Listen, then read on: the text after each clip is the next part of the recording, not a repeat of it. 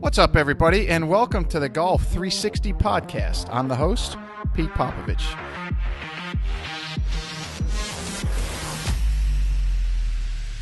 So you may be asking yourself, what is Golf 360? And Golf 360 is a show that was designed to introduce you to people associated with the game of golf to help you improve not only at your game, but also your life. Almost all of our guests are from within the industry in some way, shape, or form, but some of the guests we have are from outside the industry, and it mainly revolves around the business world with a few others scattered in here and there. Now, all of the guests that we have a few things in common. One, they all were highly successful and accomplished in their field. Two, each has something to pass along that will help you in your game and your life. And three, they were all more than willing to give back by passing along the things that they used to help them in their career, and even some of the mistakes that they made so that others don't make them in their journey. So I hope you find listening to them as enjoyable as I did interviewing them, and that each and every one of you benefits from the information that they so willingly and graciously pass along. This podcast is brought to you in part by Just Thrive Probiotic. You may be surprised to learn that your digestive system is the key to creating and maintaining the quality of your physical, mental, and emotional health, and it's one of the body's most essential systems. That's why the majority of nutritionists today highly recommend probiotics as an indispensable nutritional supplement. As a discriminating consumer, you've probably been searching for a probiotic that is proven, potent, and effective, and you found it. Just Thrive is your best choice for maintaining a healthy lifestyle. Just Thrive Probiotic captures the power of hundreds of thousands of years of nature's design with a specialized bacillus strain formulation that guarantees survivability through the stomach and upper digestive system. Supports optimum gut health, digestive health, immune health, and delivers antioxidants. Great for adults, kids, and the whole family. Use promo code GOLF360 at www.thriveprobiotic.com for 10% off your order. This podcast is brought to you in part by Old South Golf Links. A short ride across a bridge from Hilton Head Island is one of the area's finest golf courses and a hidden treasure. Set up on towering pines and ancient oaks with sweeping marsh vistas, truly makes Old South Golf Links a one-of-a-kind golfing experience. The Clyde Johnson design was named one of the top 10 new public courses when it opened, and it also takes full advantage of the natural beauty of the Low Country. Old South is a fun and unique challenge for golfers of every skill level and a favorite of both locals and visitors. Whether it's your first time here or you're a regular, you'll be treated and feel like family. From the bag drop to check-in at the fully stocked pro shop with both men's and women's apparel, to breakfast or lunch before or after your round, the staff is always ready and willing to help. Experience for yourself why Old South is one of the premier golf courses in the Hilton Head area and why it will quickly become a favorite of yours too. Visit them in person or online at www.oldsouthgolf.com, or to make it tee time, simply call the pro shop at 843-785-5353. Hey, what's up, golfers? For any of you who have ever wondered what it was like to prepare for, to put on and host one of golf's major championships, then you're going to find today's guest and show extremely interesting. My guest today might not be a household name to the golfing public, but to the highest echelons of people within the industry, he is extremely well respected. And that is because for 21 years of his career, he was the chief agronomist at the USGA and was very instrumental in helping prepare for, run anything that you can imagine that dealt with any of their 14 major championships, ranging from the U.S. Junior girls and boys tournament all the way up to our nation's marquee event in the U.S. Open. Just a little teaser, he does shed a little bit of light on some of the major gaffes that have happened over the past, let's say, 25 years at the Open, but you're going to have to listen deep into the show to find out what those are. We also get into discussion on technology and its effect on the game, but not from the golf equipment side, more so from the agronomy side. So how hybrid grasses have advanced over the past 20, 25 years, how equipment on that side of the game has changed, things as simple as mowers and GPS systems and watering systems and so on. All of these things that when golfers sit around and talk about technology and its effect on the game that we never really think about. So he sheds a lot of light on that. I was lucky enough that our schedule synced up and we were able to sit down at his house. He's been a very good friend of mine for 20 years. I think, again, you're really going to find what he has to say interesting, insightful, and informative. So please give a big Golf 360 welcome to my dear friend and guest today, Mr. Tim Moraghan. All right, Tim, thanks for coming on the show. Welcome to the Golf 360. Thank you. Finally got you pegged down. It was a little bit difficult getting here, huh? You're all over the world and the planet. I do get around. Seems like every time I reach out to you, the text or the call, the message is, what hemisphere are you in? And is it okay to call? But I think we're going to have a lot of fun, a lot to talk about with your career and your life in and around golf. But I want to get started, as I do with most guests, kind of going back to your start in golf. You come from a golfing family. Is that right? Yes, it is. My dad was a wonderful player. His brother was a wonderful player. My cousin actually was a Wake Forest golfer back in the 70s and never cracked that team of Strange, Haas, Hoke. But he was on that team, and I didn't get the golfing genes, as you can attest watching my swing.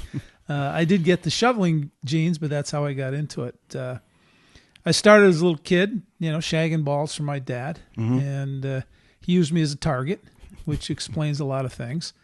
And then as we grew up in northwestern Connecticut in a wonderful spot, a gorgeous colonial town called Litchfield, Connecticut. And you did three things. You either hunted, fished, or played golf. My dad did all three, and I'd follow him to the golf course because I wanted to fish. And it just led from one thing to another, from shagging balls to caddying. Turn 16, you want something, you got to get a job. And I wanted to work outside. And our club was in the middle of a 5,500 nature preserve, the Elaine White Foundation. So I was in the woods. I loved it.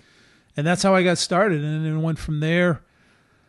Actually, my dad's caddy, when he played amateur golf in Connecticut and New England, is a gentleman named Fred Mita, who he got into the business. Fred came down to the Carolinas in the early 70s, got into the business. Was very successful, has won the Distinguished Service Award for the Carolina Superintendents Association. And my dad said, well, I got out of college. What are you going to do now? I said, I'll go to work on a golf course. He said, not up here, you're not. And I said, why? He said, you're going to be working on the golf course for 6 months and then bars the other 6 months. So he said, we're going to send you down south. So I came to Myrtle Beach in 1978, went to work for Fred Mead at Myrtle Beach National, which led me to Pinehurst, worked at the resort, took care of courses 3 and 5, which led me to the TPC at Ponte Vedra, working for Pete, who unfortunately left us the other day and will be missed. There's a lot of accolades about Pete, and that was an interesting experience, which led me to Dallas, Texas for the Byron Nelson Las Colinas Sports Club. Kind of rebuilt that, got it ready for the Byron Nelson stint with American Golf, which was interesting because it's public golf, and that's most of the people in this country are daily fee players. So that was an interesting side of the business. And eventually to the United States Golf Association for 21 years. And now you have Aspire Golf, right? Aspire That's Golf. the name of your company? Yes, Aspire Golf. I mean, people can get on your website and look at it, but can you just kind of elaborate, touch on each of the things that you do? Yes. Back, it's been 10, 12 years ago now, the USGA kind of redirected the careers of a lot of us senior staffers, and I didn't really know what I was going to do at that time, and I kind of always wanted to see if I was halfway smart enough to do it on my own. And I said, well, I'll give it a shot. And, of course, that was the worst time it could do. It was 2008. The economy tanked, and, golf is a niche sport, so who knew how much business you were going to get. But I started Aspire, and Aspire, the name came from a dear friend of my wife who is a creative artist and was in the subway in New York City and saw it's Aspire, which means to look to be better than you are. So we started Aspire Golf, which is kind of a full-service consulting entity, primarily turf grass and golf course consulting, long-range plans for golf courses, construction, master planning. Not so much architecture. I mean, I know a little bit about it because I worked with some really great architects. I know enough to hurt myself, but I also know enough to recommend an architect for a club that may be looking to do something as simple as a bunker renovation or a full-blown renovation. I also did a little event management, a little experience from my time with the USGA, and then do search and recruit executive recruiting for clubs, whether it's a golf course superintendent, golf professional, or general manager. On the course, I'll call it, for lack of better terminology on my part, design, maintenance, building, long range planning. What would that involve? If you can give a little detail on that. It's kind of a fishbowl of things, because I have a lot of experience. I've been all over the world. I've seen every club that's any in this country and most of them around the world. I've got a feeling for what I think is kind of the correct path a club should proceed if they ask. I would never be arrogant in telling them whatever you're doing is completely crazy, but they love their golf course. But what I would try to do from a design build, in my position, having set up golf courses for national championships, maybe the tee doesn't belong here, or a bunker should be moved, or the greens have encroached a little bit, or fairway contouring is off, trees are getting in the way, things like that. So we kind of want to point those out to people. And if it becomes to the point, and I'll give you a good example. The Oaks Country Club in Tulsa, Oklahoma. It's a wonderful old Tillinghast golf course. And the superintendent called me in, and we got talking over the course of the visit. And they had some issues, but they were coming up on their centennial. So, long story short, I sat in on the committee meetings at the end of my time with the club, and they said, it was a general question to the committee, we would like to do something for our next 100 years. So everybody's that awkward silence, and I raised my hand, and I said, well, why don't you guys rebuild your golf course? Because it's really kind of not good right now. And if you plan it right and get the right architect, the right builder, you got a great superintendent, you got a wonderful piece of land, just needs some tidying up. So that worked. So they went ahead, raised the money. They promoted it for a couple of years, got Bill Bergen in as an architect, and turned out fabulous.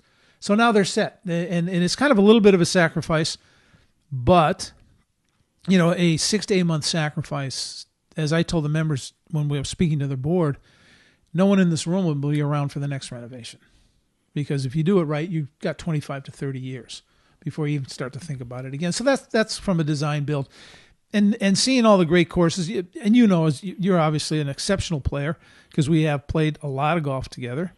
When the tee's pointed left and the hole's going right, I mean, really, I know it's kind of up to the player to figure that out, but most people aren't as good as you or me. And I'm not saying I'm good, but I know kind of which direction I want to hit the ball. Our bunker's out of position for today's game and technology. Maintenance has allowed the ball to go further. The player is stronger, the equipment is better, and the ball goes farther. So I want to point that out to clubs and try to help them along the way. Keep the course relevant? Relevant, yes, because it's a competitive golf industry to get people to be members at clubs, or if you're a daily fee, to come play. But fun.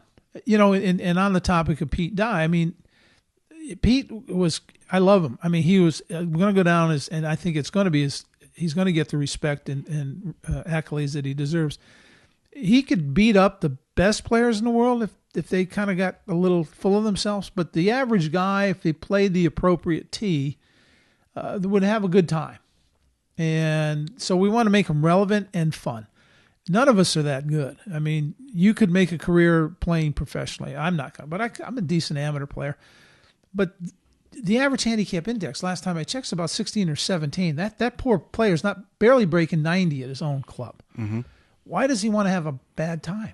He's not that good.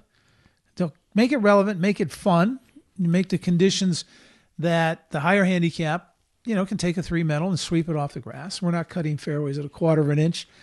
Excuse me, for Tiger Woods. We're cutting it for people that are paying the dues and giving money to the club or wherever they play.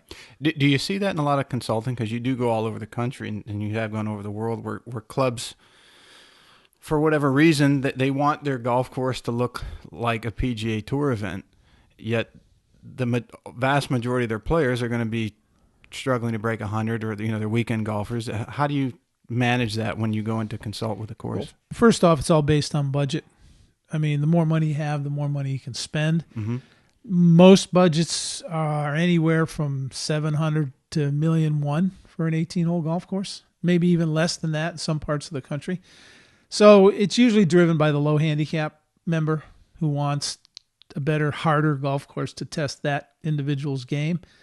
Okay, fine, but you know, if you're at a club where there's 500 members and there's 20 people that are 5 handicap or less, why do you want to disrupt the golf course for them? You know, green speeds and rough heights and tight fairways.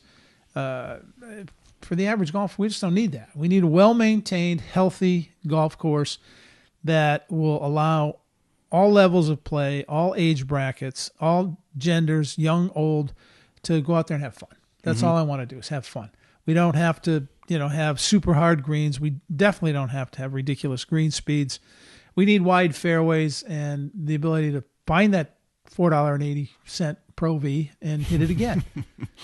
It just doesn't make any sense to do it opposite. I'd rather come home at the end of my round going, I shot 75 today, and then beat myself up and shoot 88 on a real hard golf course where the conditions are over the top and not have fun. We don't want to turn people away from the game. We want to bring them into the game. And I think conditioning plays a lot into that. You can't, it's the tour, and they do what they do because those are the best players to swing. They can do anything with a golf ball but make it talk. So let them be penalized. Let them have hard conditions. But it's so inappropriate to come home and say, I want my golf course to look like what I saw on TV. Not happening. It's just not happening. One, it's based on budget. Two, labor. Labor's huge in the golf maintenance business because it's hard to get, because it's hard work. They don't pay a lot. The long hours. You're either working in the cold, the wet, the hot, or the humidity. It's not fun. So to come home and want that for your golf course, leave the tour alone. Talk to your superintendent. Get a real good idea of what you have for a budget. Understand, talk to your director of golf. Understand the ability of the people that play the golf course and prepare accordingly.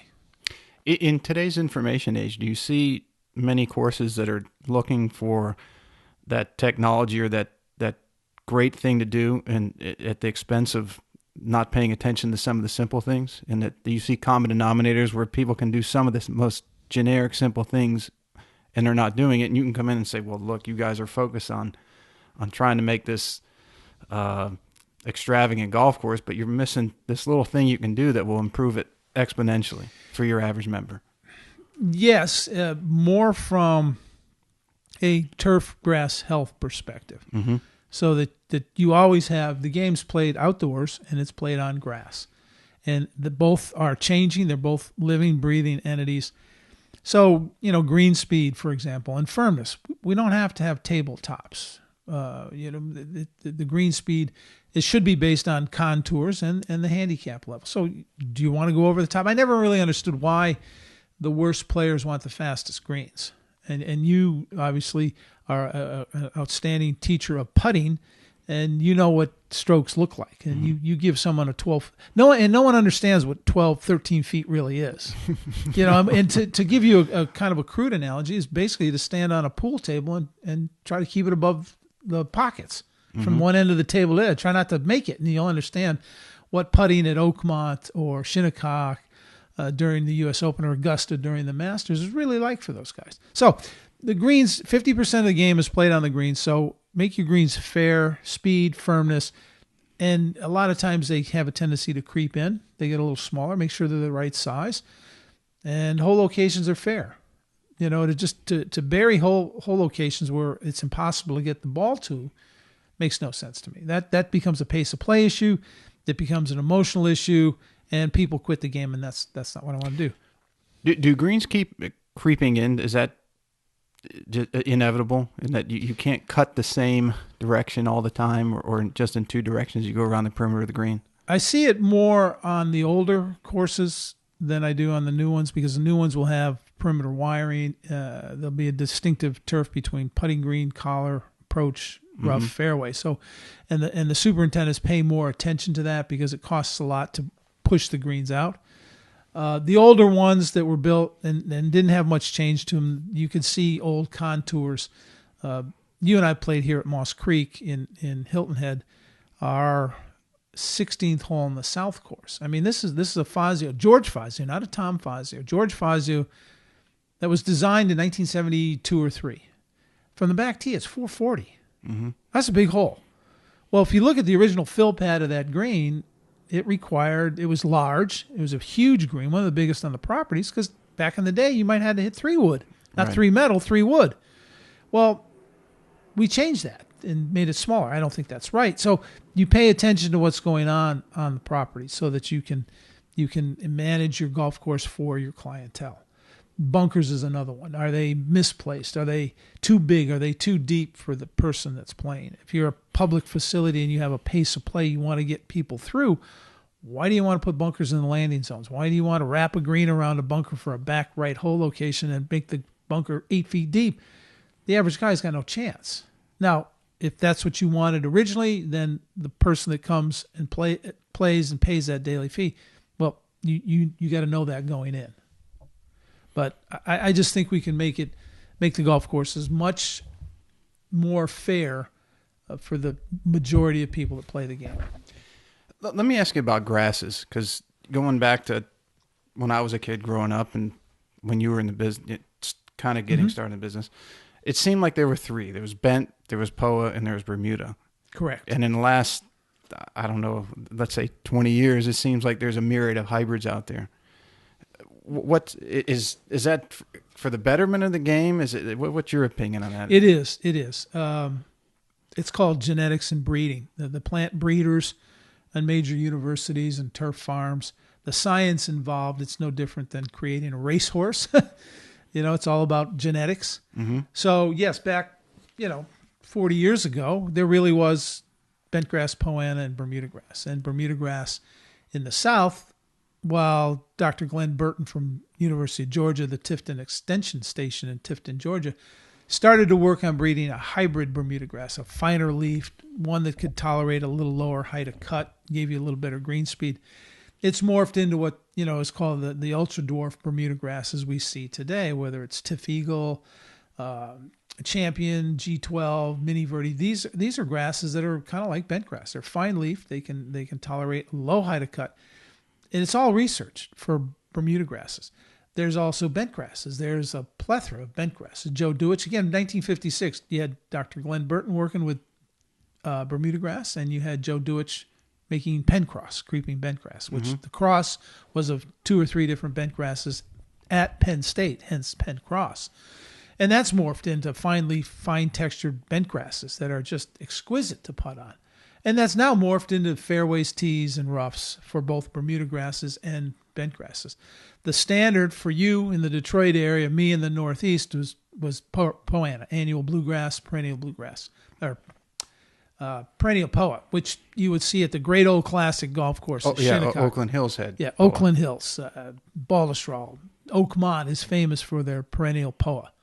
And you can't get a better putting surface when it's right. But it's very susceptible to the detriments of the environment in the heat of the summer and the cold of the winter. But when maintained correctly, it's an amazing grass. They did try to, I think it was David Huff, Dr. Huff out of Penn State, tried it, and Dr. White from the University of Minnesota started to try to breed some of they'd go on these research trips, and they'd find this beautiful patch of perennial POA in the middle of the 5th green at Oakland Hills. And it may have taken 20 years to get that big. So there was not a lot of movement. But the grasses are just amazing. The science that's in our industry, just like you with equipment, the technology and what allows the player to hit the ball better, the technology for the golf course superintendent, the architect, the builder, it's just like anything. I just bought a new iPhone. The 11 is probably outdated now. I've had it for 2 weeks. So, the science is going on. I spoke at, I don't know where it was one at university years ago, and they're college kids. They're like, Mr. Moraghan, back when you were in the business, what's the difference? I'm like, well, we don't pull fairway units with horses, but they didn't get that one. The teeth on the mower. The teeth on the mower. That's a good one. But I said pretty much the processes are the same. It's kind of like the golf swing. The golf swing, you look at Snead and Jones, the golf swing is pretty much the same as you would see with Koepka and Woods or whomever. It's just the implements are different, and they're better. That's just technology. That's a progression of society. So it'll continue to go that direction. Plants are going to be bred for disease resistant, bug resistance, whatever. It's an amazing science.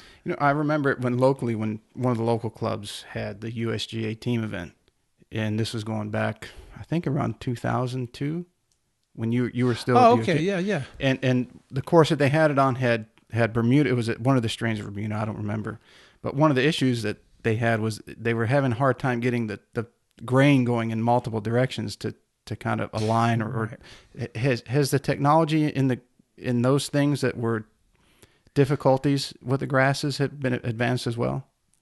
To some extent, yes, because you can selectively breed out lateral growth, turf layover, turf color. You can breed out its susceptibility to heat, cold, wet, dry. That's amazing. Oh, it is. So, but the tendencies, the genetics are there. Both Bermuda grass and bent grass are stoloniferous grasses. That means they creep laterally. They have a tendency to lay over. So you listen to a TV announcer, a player that may played a lot of golf in the 70s and 80s when we really were limited to the certain types of Bermuda and certain types of bent grass laying over, grain to the player's mentality, grain, horizontal leaf blade orientation is the technical aspect of it. They still refer to it. They see the one side of the leaf is light, one side is dark. They think the plant's laying over, growing toward the setting sun, whatever the misnomer is. But when you cut grass less than 1/10 of an inch, which is less than the thickness of a dime, it's hard for a leaf blade to lay over. Now that's more for tournaments. That's not something you want to do every day. So yes, you can kind of selectively breed that out. That's how far it's come from the 80s and 90s to what we have today.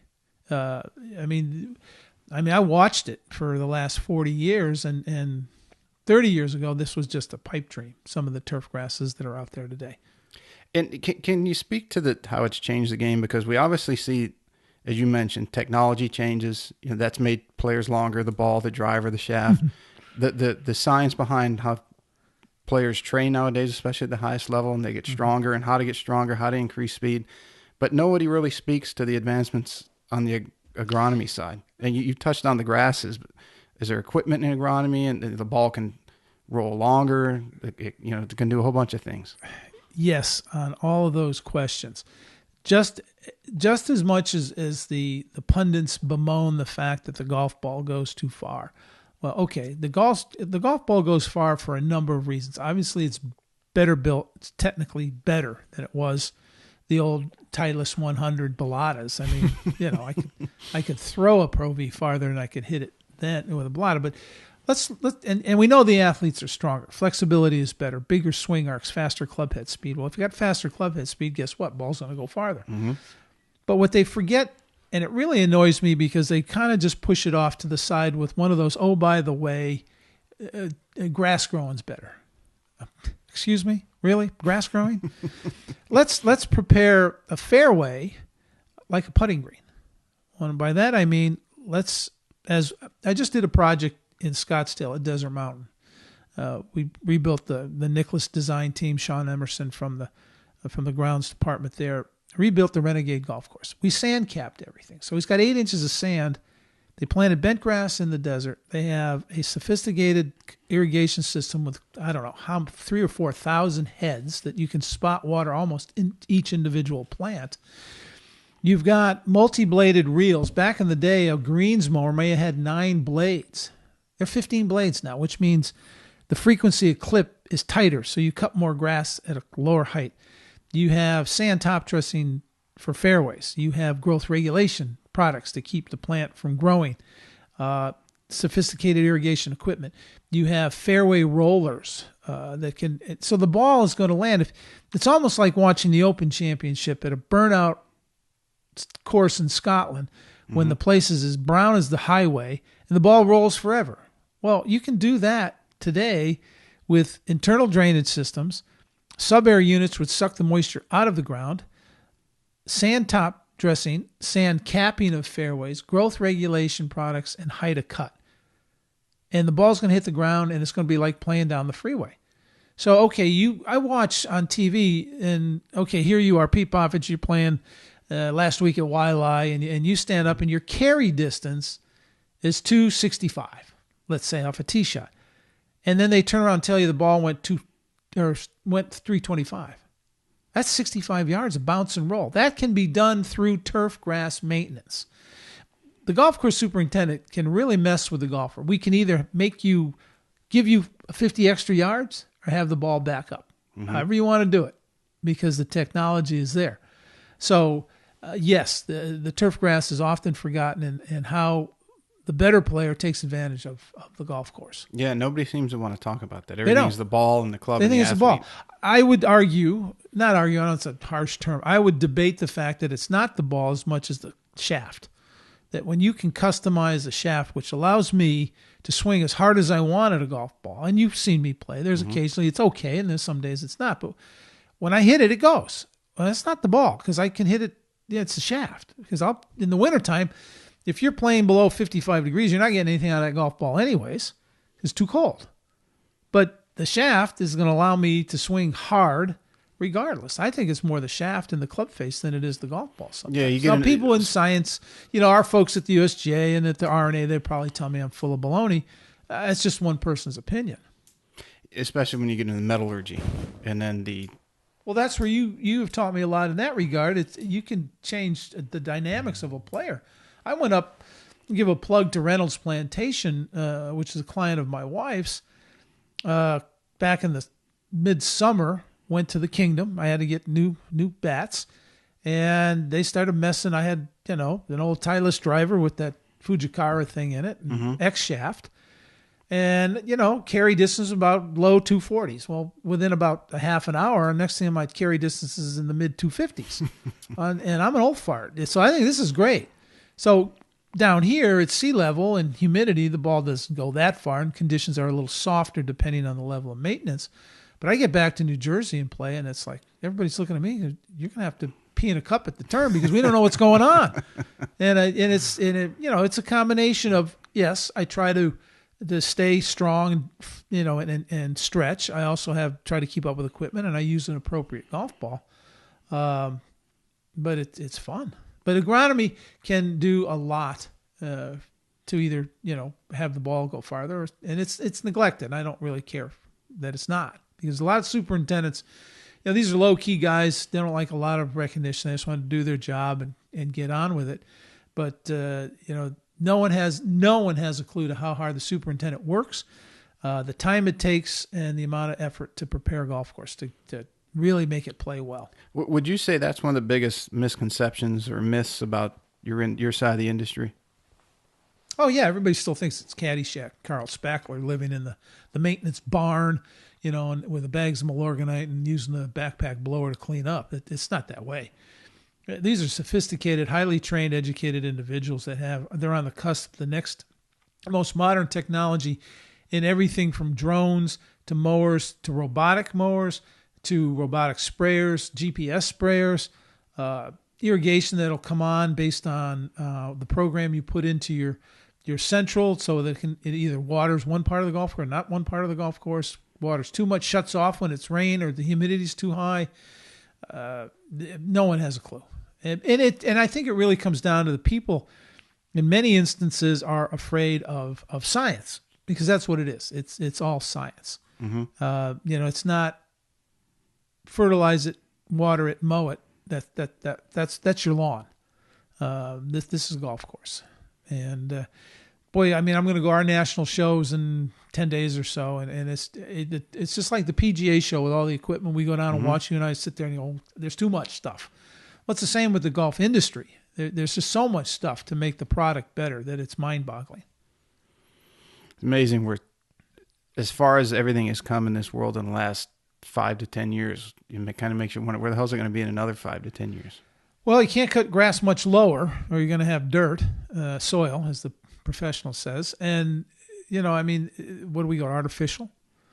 You got to have some sustainability. You have to be environmentally conscious. When I looked at heights of cut, there were two opens, Bethpage in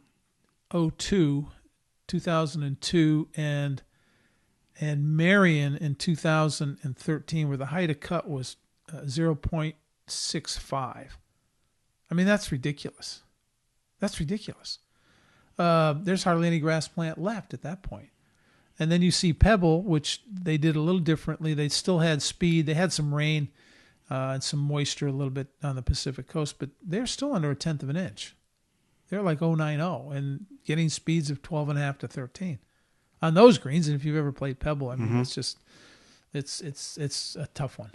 You know, if we jump back a little bit, you had mentioned working with Pete Dye at TPC. You were on the construction team? Yeah, I came in kind of late after the process, but they were still doing a lot of work getting it ready for the 1982 Players Championship. Mm-hmm.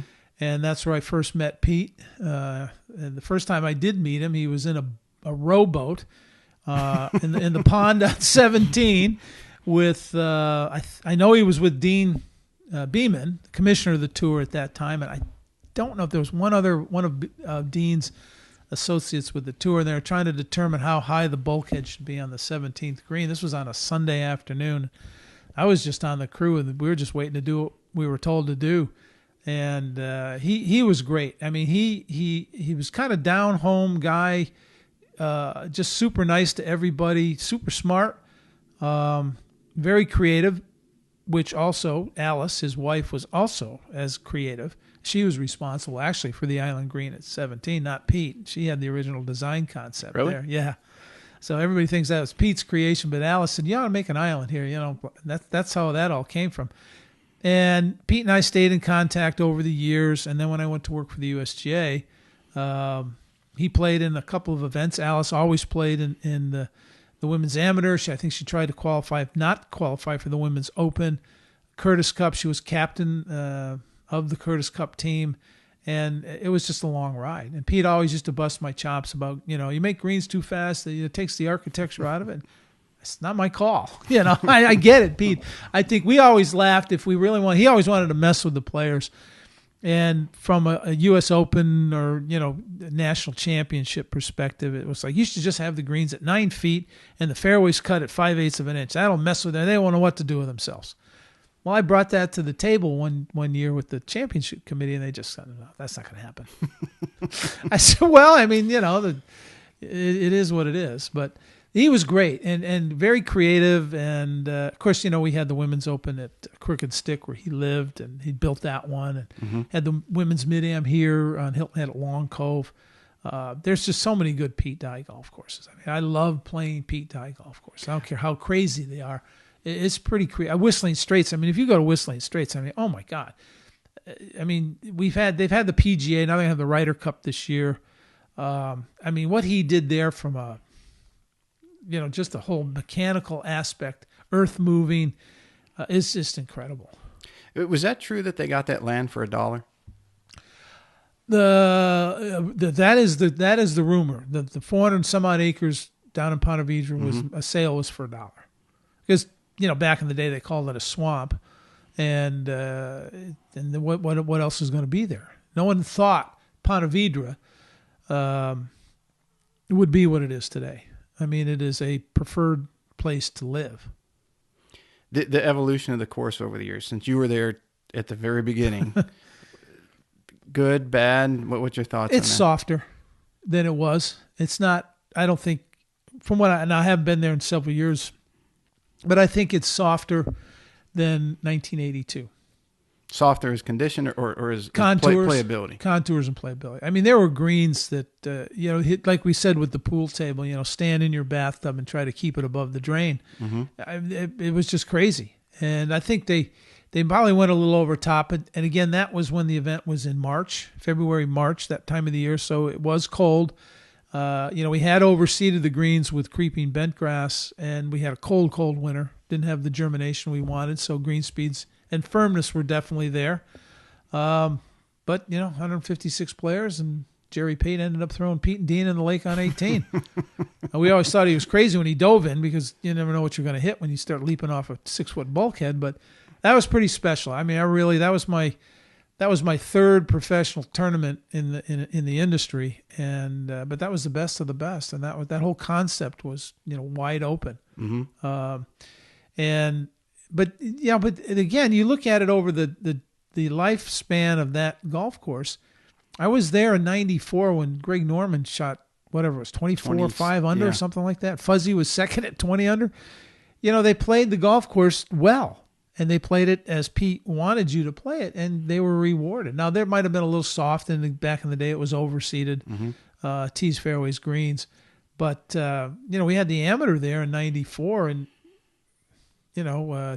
Trip Keeney and Tiger, the 37th hole or 35th hole, and that all ended on 17. Right. And it's just an incredibly hard golf course for the better player because Pete's so cool in it. He says, okay, here it is. If you want to try it on 18, you want to try to cut one down the water, you better cut it. If not, you're one under. But he makes you play a draw. Probably the hardest shot to hit when the tournament's on the line is You don't want to overcook it. You're in the water. You want to hit that cut. You miss it. You're in the water. You and I have talked a lot about setups at Opens or national championships, and the best way to get into the elite player's head is to make him have indecision. Correct. Make them start to think, get out of their comfort level, because now they're not.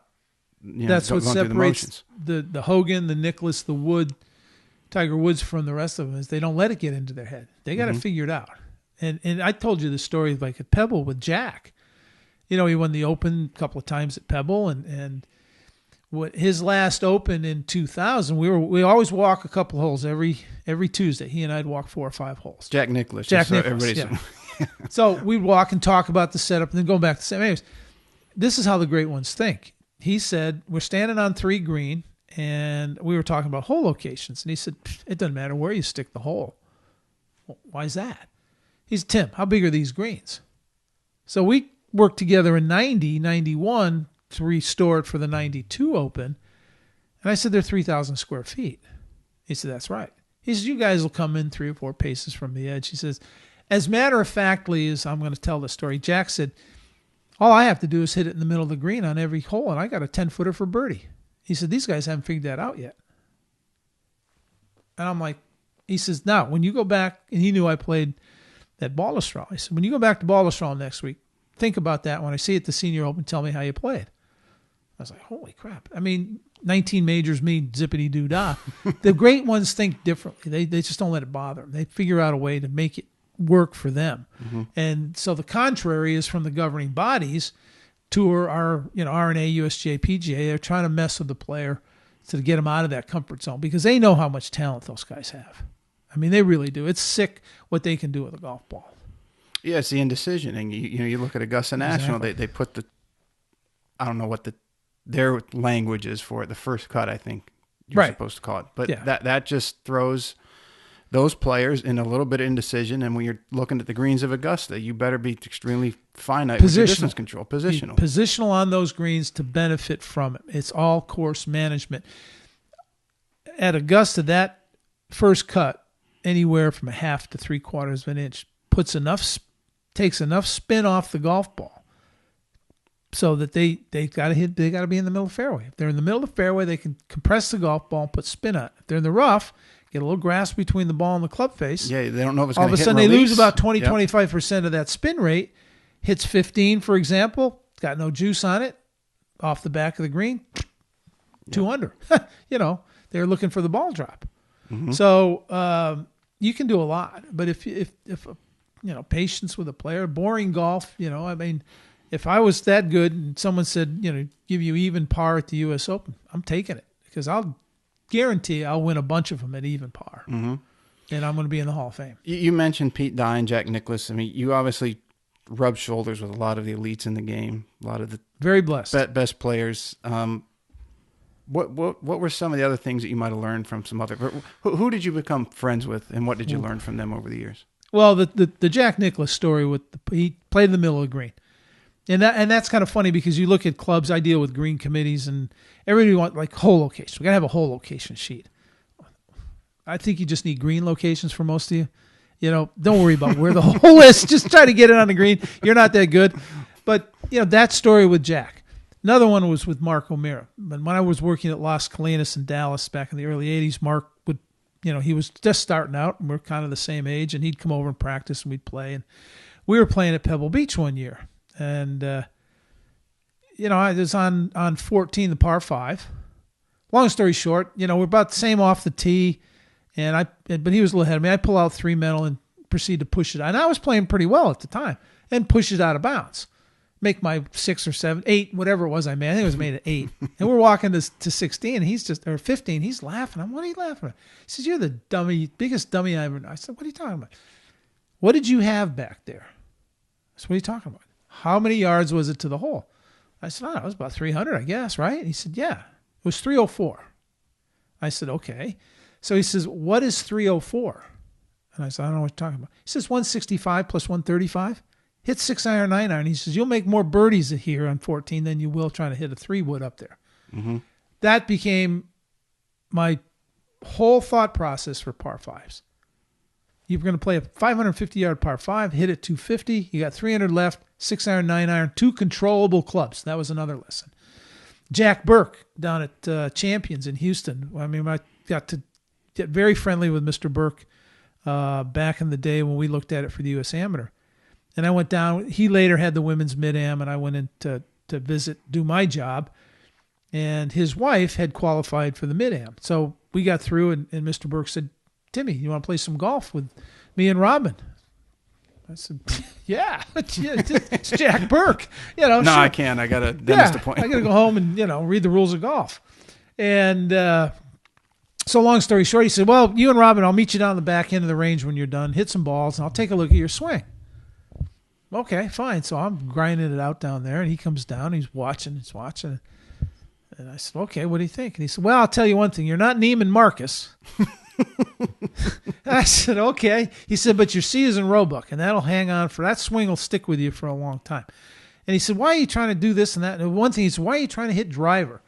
And I said, what are you talking about? I said, you USGA types, most of the golf courses you're going to play, your par 4s are 380, 390.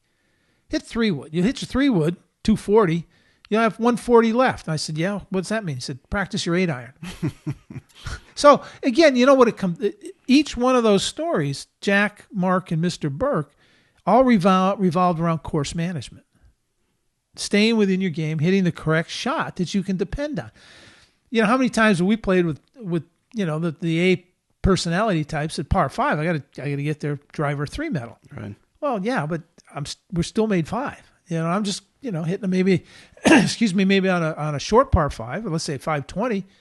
Hit a 3 medal, hit a 5-iron, have a pitching wedge, sand wedge into the green. Now you've got 3 controllable shots. So I think in looking at it from my position, we teach the PGA. You the golf instructor.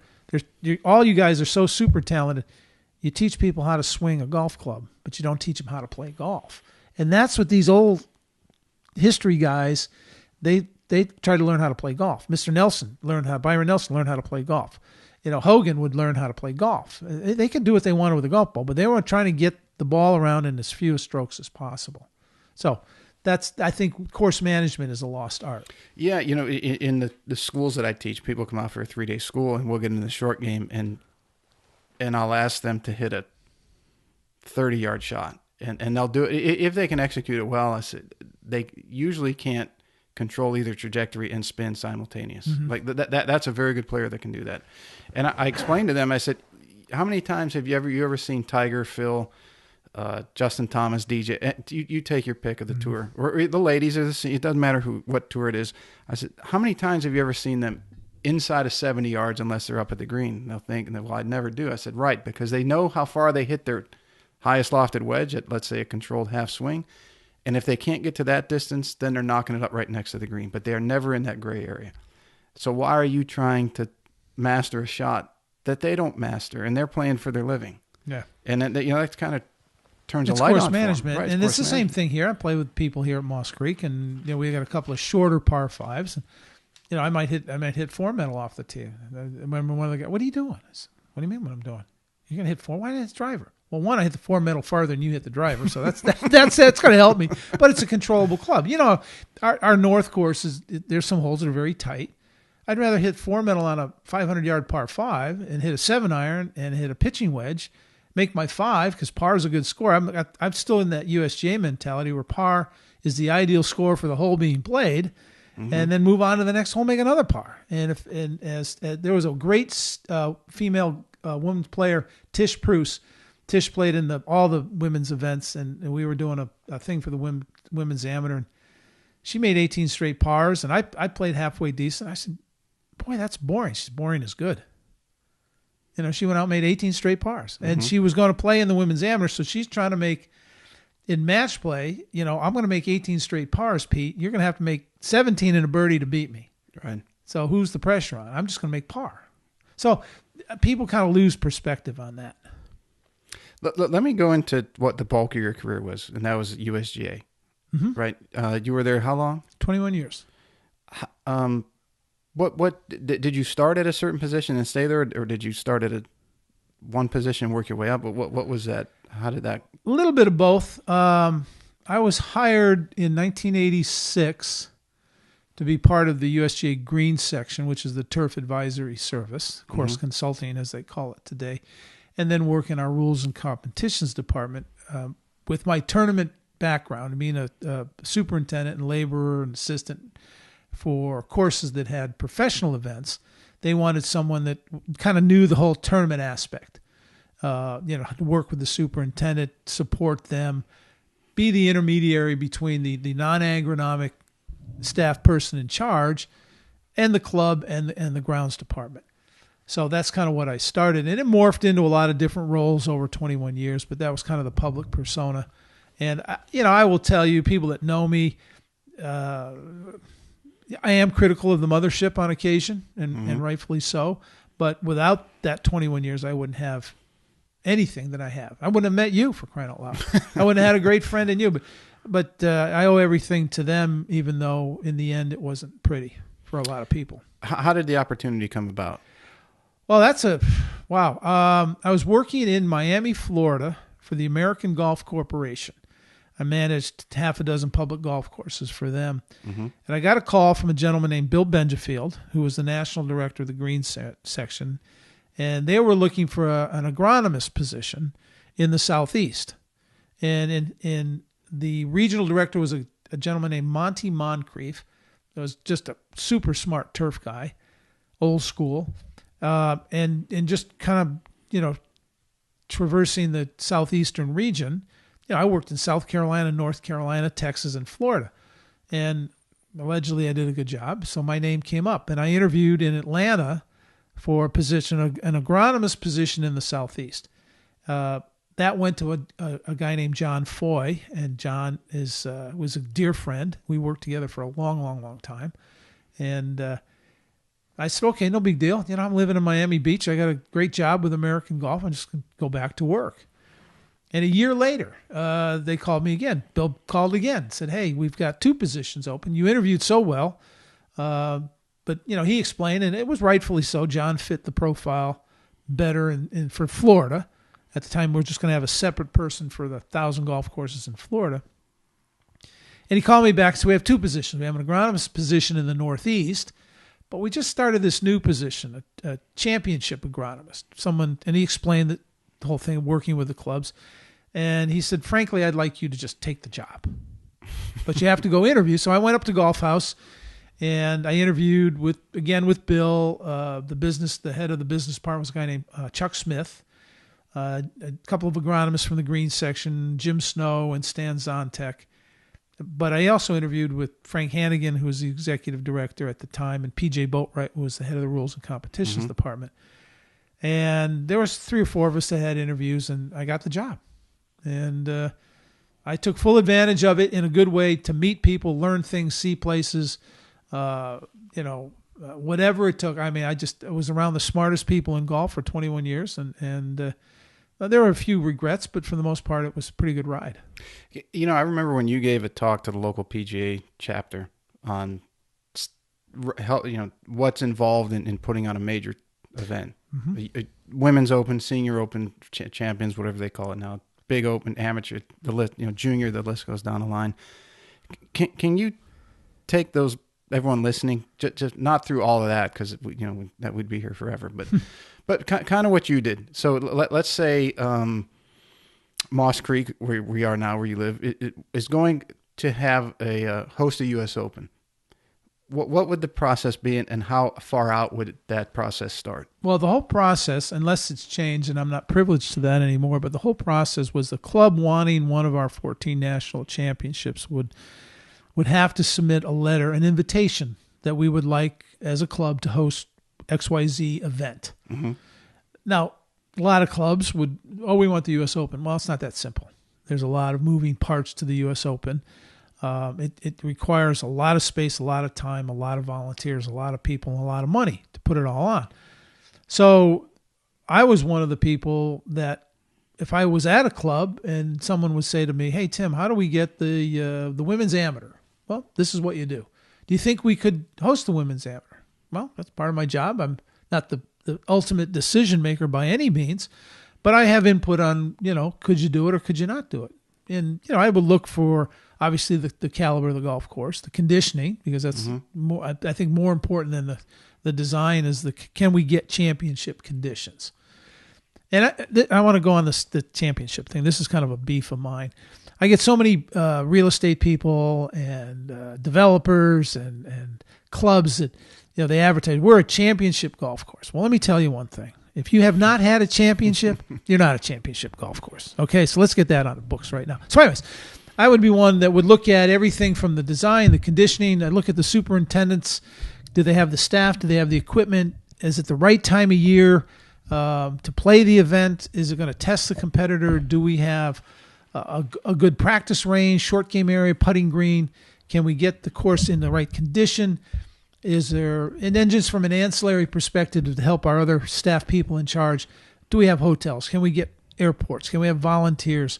Are there restaurants? You're bringing 156, or in the case of the U.S. Amateur, you're bringing 312 competitors into an area. So you're taking care of 1,000 people. I mean, competitor, caddy, wife, husband, spouse, significant other, swing coach, whatever. So there was a lot of moving parts. And that's kind of what I did as I morphed through my time. And there's just so much involved with it that it's really not a simple thing. Back when I started, it was kind of, and I'll put in air quotes, it was a simple process. The USJ would go to certain type of clubs and we'd move on. But then all of a sudden we said, wow, we can make a lot of money at this. And now we started looking for bigger sites. I think the best thing the USJ did was to bring this country's national championship to a daily fee facility and going to Bethpage, eventually Torrey Pines. But Bethpage was a true public golf course. At the time, the USJ had a membership. You can become a member of the USJ. 70 some odd % of the people that were members were daily fee players. They're not playing Oakmont, Oakland Hills, Balderstraw, Wingfoot unless they get an invite from someone they know. Well, to grow the game and to go to Bethpage, the ultimate in daily fee facilities where you're sleeping in your car, that kind of stuff. And it's a fabulous golf course, but it was just not in good shape. But it all morphed into to have that event, and then of course to have Tiger win, which did so much to develop all aspects, all races, all creeds, all genders to come play the game. I mean, he's kind of the Muhammad Ali of golf. Pied Piper. Perfect. So he wins, and that's great for the game. But that takes a lot. That piece of property was 1,500 acres. It was right after 9/11. We had, I don't know how many thousands of undercover people on the ground. We had the Navy, the Air Force, the Coast Guard, local police, state police from Jersey, Connecticut, New York. Everything. It's a huge, huge undertaking. We had a staff of 30 people just to run the Open, and let alone try to put a merchandise tent in on 5 acres, a TV compound, a media center. You look at how the Masters is run. It's fabulous what they do. It's a huge, huge event. Pardon me. So it's not that simple. So that was kind of part of my role. But primarily the public persona was, he's working with the club to prepare their golf course and do some of the setup things, rules, and the whole locations and all that kind of stuff too. Would you start at a certain time frame before the tournament and then work towards? Okay, so let's say Moss Creek, we had all the committee people come in, and here we are in Hilton Head. Moss Creek has had some other events. They have everything that's there for the event to occur. And they get awarded the 2020 now, so they get awarded the 2029 U.S. Open. As soon as it's awarded, I start working with the club. So I'm an advanced person. So I would work with them for the next 8 years. Once we got to their Open, my job is, they're done. I'm worried about 2030. And that's kind of how it went. So I would start as soon as we signed an agreement. And it was it was regardless if it was the U.S. Open or the Girls Junior. I would devote, if the Girls Junior needed a lot of frequency of visits and help, and we wanted to do a certain site, well, that was part of my job. And your advisement, it would be on course setup and getting the course ready, tuned up, maybe moving tees, moving fairways, as well as all the other ancillary things? All of the above. There we go. All right, so we were talking about how far in advance you start with a club, and then what you're working on as far as setup in the course and so on. Well, as I said earlier, as soon as the agreement was signed, regardless of the championship, I'd start working with a club and our individual staff people in charge of, again, whether it was the Girls Junior or the U.S. Open. And there'd be a lot of flying around the country and kind of coordinate what the staff person in charge would want to do to the golf course from a setup and preparation aspect, to help in the club, and more importantly, working with a golf course superintendent. How much, once a club signs a contract with USGA, they're gonna host whatever event, how much say or input do they have in what's done? Or does the USGA come in and have complete control? That's a good question. I would tell you early on, I think PJ pretty much had in his mind what he wanted to do to the golf course, but he was also open-minded enough to listen to the better players, the golf director, even more importantly, the golf course superintendent, which would, hey, Pete, can we do this to the golf course in June? And then I think on the smaller championships, we really would look for the club's input on many instances. And if we met, the obviously the opens and the amateurs, the larger events that we hosted, or we didn't host, that we put on, there was more done to the golf course. So there was more input and more club input. Because they had to vote on it. I mean, most of the time they were coming up with the finances to make the changes. So we had to have their input. And then it kind of got away from that, where I think we went down the road, well, thank you for your information, but this is the way we're going to do it. And I think that was a problem in some instances. What the Oakmont, where they've removed, I don't know how many trees, 100 or well, a couple yes. thousand or Now whatever there's an interesting, that shows you how the turf grass arboriculture industry has changed in golf. Oakmont, you look at the aerials from the 30s when Phones did it. I mean, there wasn't a tree on the property. And, that was kind of part of being like, well, we got to plant a tree. And it kind of came to a huge crescendo in the 60s when we had the Beautify America programs with, Lady Bird Johnson and that part. So where do you plant trees? There wasn't that much development, so you stuck them in cemeteries or parks or golf courses. So Oakmont at a time, they didn't want us. They had parallel fairways. I mean, 1 and 9 are parallel, and 10 and 11, and members didn't want to see other members playing golf. So they row planted the place with pin oaks and blue spruce, Colorado blue spruces, and whatever else was handy. And then, the interesting thing about trees on a golf course is they get watered and fertilized, just like the turf does in many instances, so they grow a little faster. So all of a sudden, we get to the Women's Open for 1992, and the trees are so out of control that, on the 13th is an uphill par 3. We probably played at 165, 170. And I had a snap hook to the back left hole location. Excuse me, because of the oak trees going down the left. So that wasn't going to work for the 94 Open. So Mark Coons at the time was the golf course superintendent at Oakmont, and he started covertly taking out trees. During his 10 years as the superintendent, he probably took a good portion of the trees out that didn't belong. And it's just the members started to have their golf course back. And you now, as the saying goes, you see the forest through the trees. You're like, holy crap, this is a really cool piece of property. Phones knew exactly what he was doing from an engineering perspective, and half the features that are out there never were in play because of the trees. So it just caught fire, and For the amateur in 2003, there was probably 100 or so trees left. For the Open in 7, there was 5 trees left. And for the Open in 16, there's 2 trees left. Wow.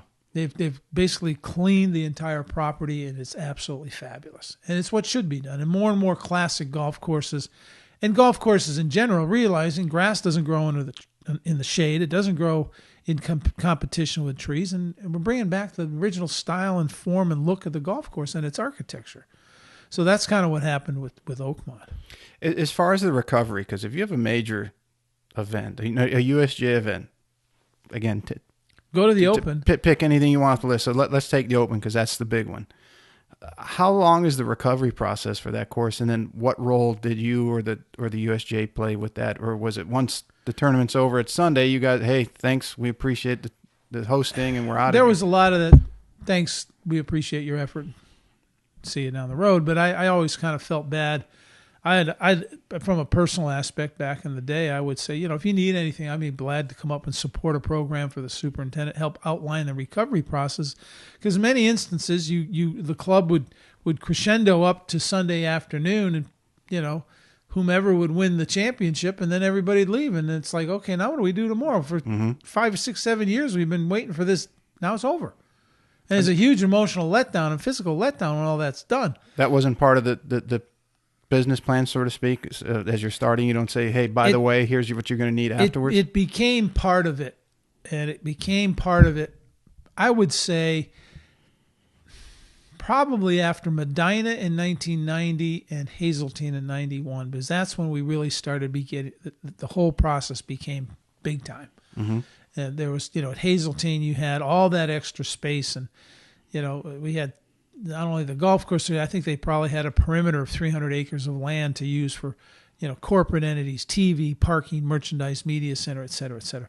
So now club wants to play golf, and say, we've given up our golf course for you guys. We want to play golf. So our operational staff, headed at that time by Steve Worthy and Frank Bussey, they kind of would work with the club post-open. Mm-hmm. And if they needed anything from a turf grass perspective, I always threw it out, but I was going from one event to the other. I mean, I probably did 7, 8 in a row from end Memorial Day through the middle of October. So I was always in tournament mode for about 5, 6 months out of the year, and then the rest of the time was working with the clubs in a future site perspective. You in your time at the USJ, you were under the tenure, the PJ Boatwright era, and then in the Tom Meeks era. What were your thoughts on the change of the setup and then I think you were already gone by Mike David. The change of the setup, how that evolved over time. Well, I worked with 5 individuals primarily for the setup of the larger events.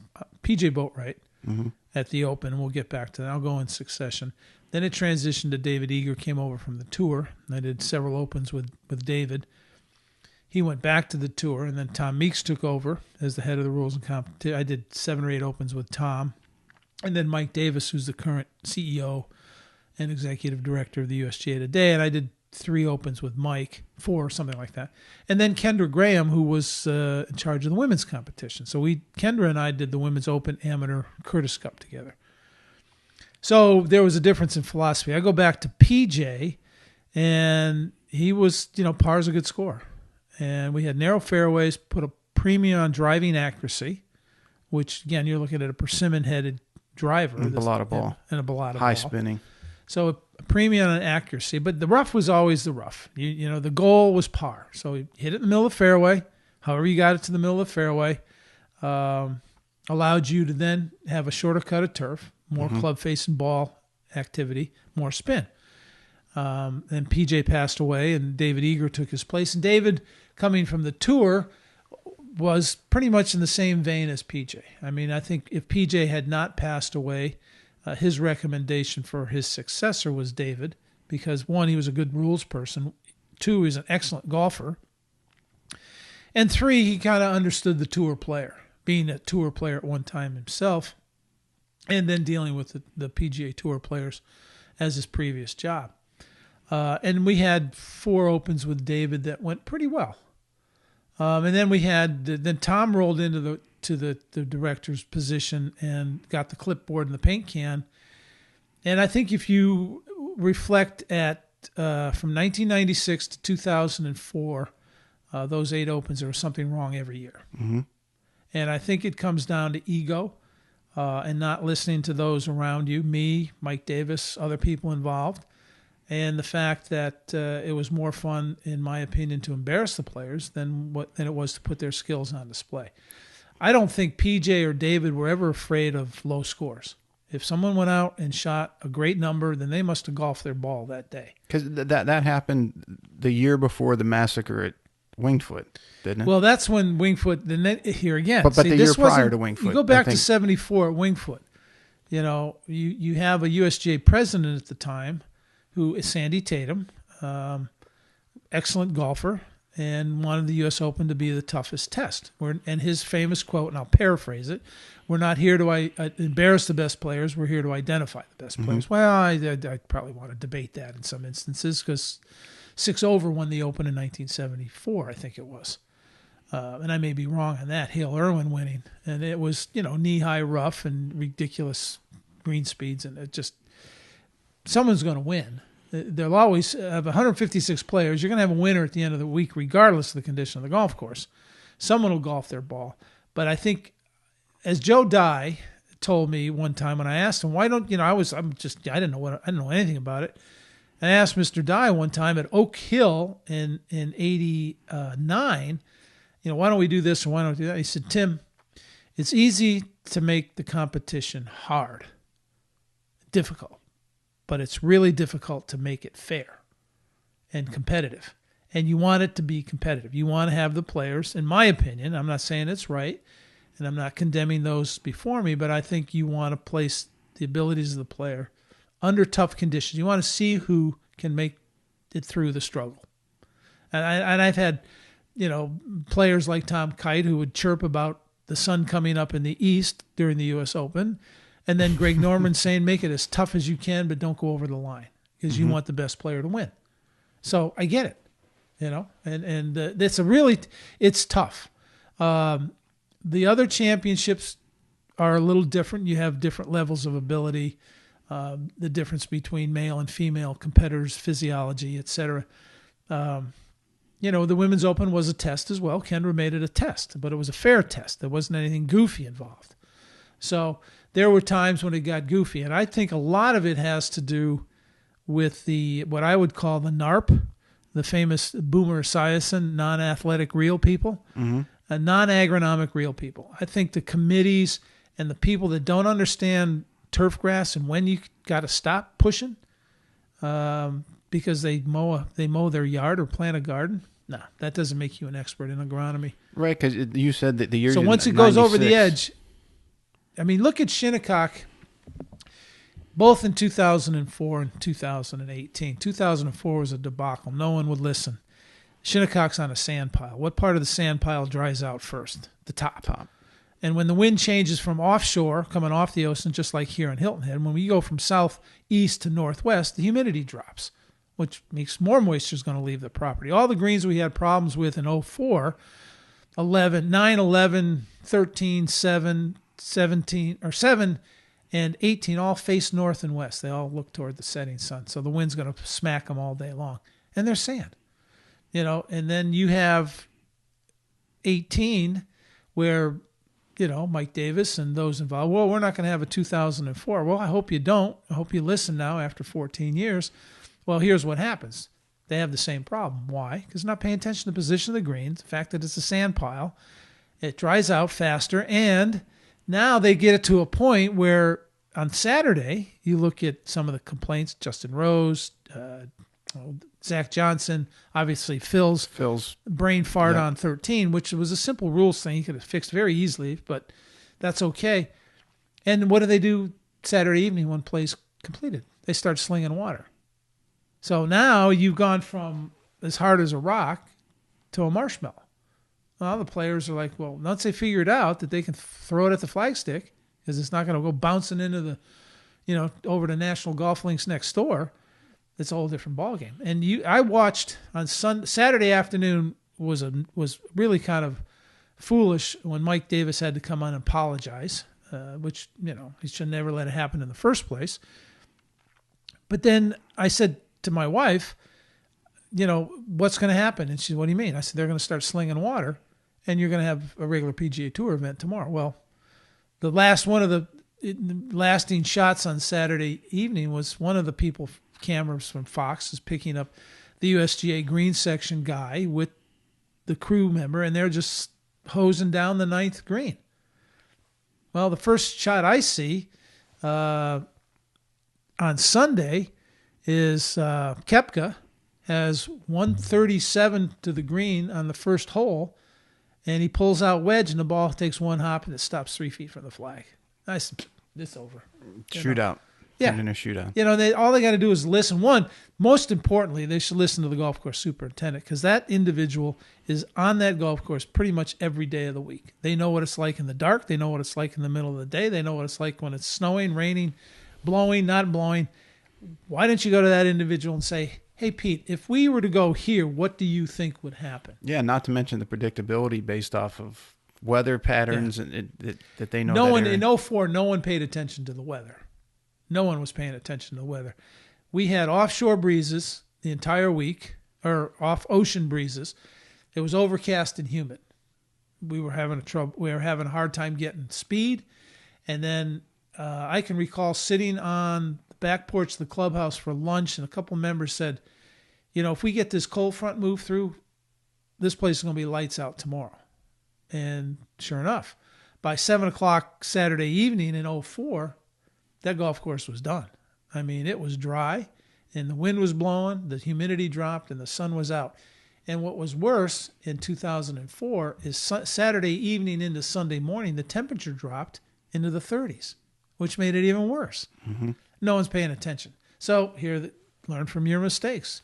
That I don't know about the weather. I wasn't there in 2018, but I certainly can watch on TV, and I think in my humble opinion, I can tell you what's probably going to go right or wrong, because I've been there, done that, and a couple other opens at Shinnecock.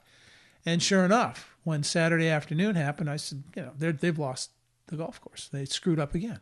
The non-agronomic people, not the superintendent, not the green section staff, not the person that has part of my old job, is probably trying to tell those that are in charge, can't do this. We're going to have a problem. And sure enough, they had a problem. Which was a shame, because everyone was kind of holding their breath saying, we hope that 2004 doesn't get replayed. And it did. And I think that it would have been a lot worse had they not had the rain on Wednesday afternoon and the overcast and sprinkles on Friday afternoon. Well, and even more so is not the people watching, but the membership, where their course is not being shown in the best light. And it's sad. Now, I wasn't around for the one in 1896, but I was around for 86 and 95, and both of those opens were perfect. Mm-hmm. Corey Pavin in 95, the 4-wood up from 210, the shot of his life, as Johnny Miller said, and that open was the way that open should be played. There's several of all. I did 21 U.S. Opens, and there's probably 5 that played like the U.S. Open should play. Mm-hmm. And since I left, and I'm not saying I had anything to do with it, I've watched closely, and Bethpage got rained out, and Pebble in 2010 was a disaster from a conditioning perspective. Pinehurst was, that shocked the world, and as did Chambers Bay. It crescendoed at Chambers Bay.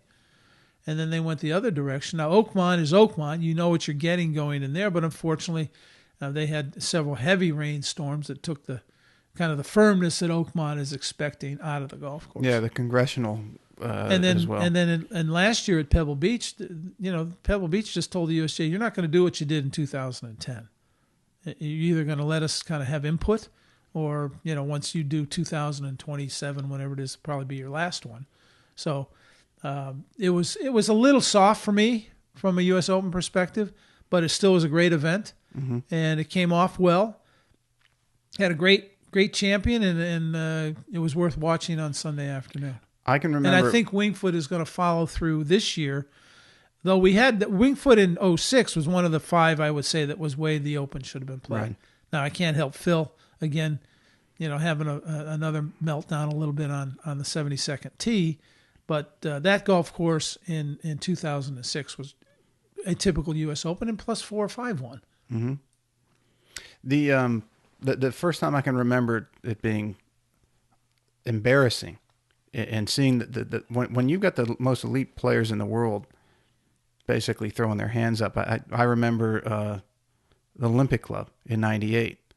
Right. When Payne Stewart putted up the hill and it stopped and it started rolling back, and he had his arms crossed, almost tapping his foot, waiting for the ball to roll back to him.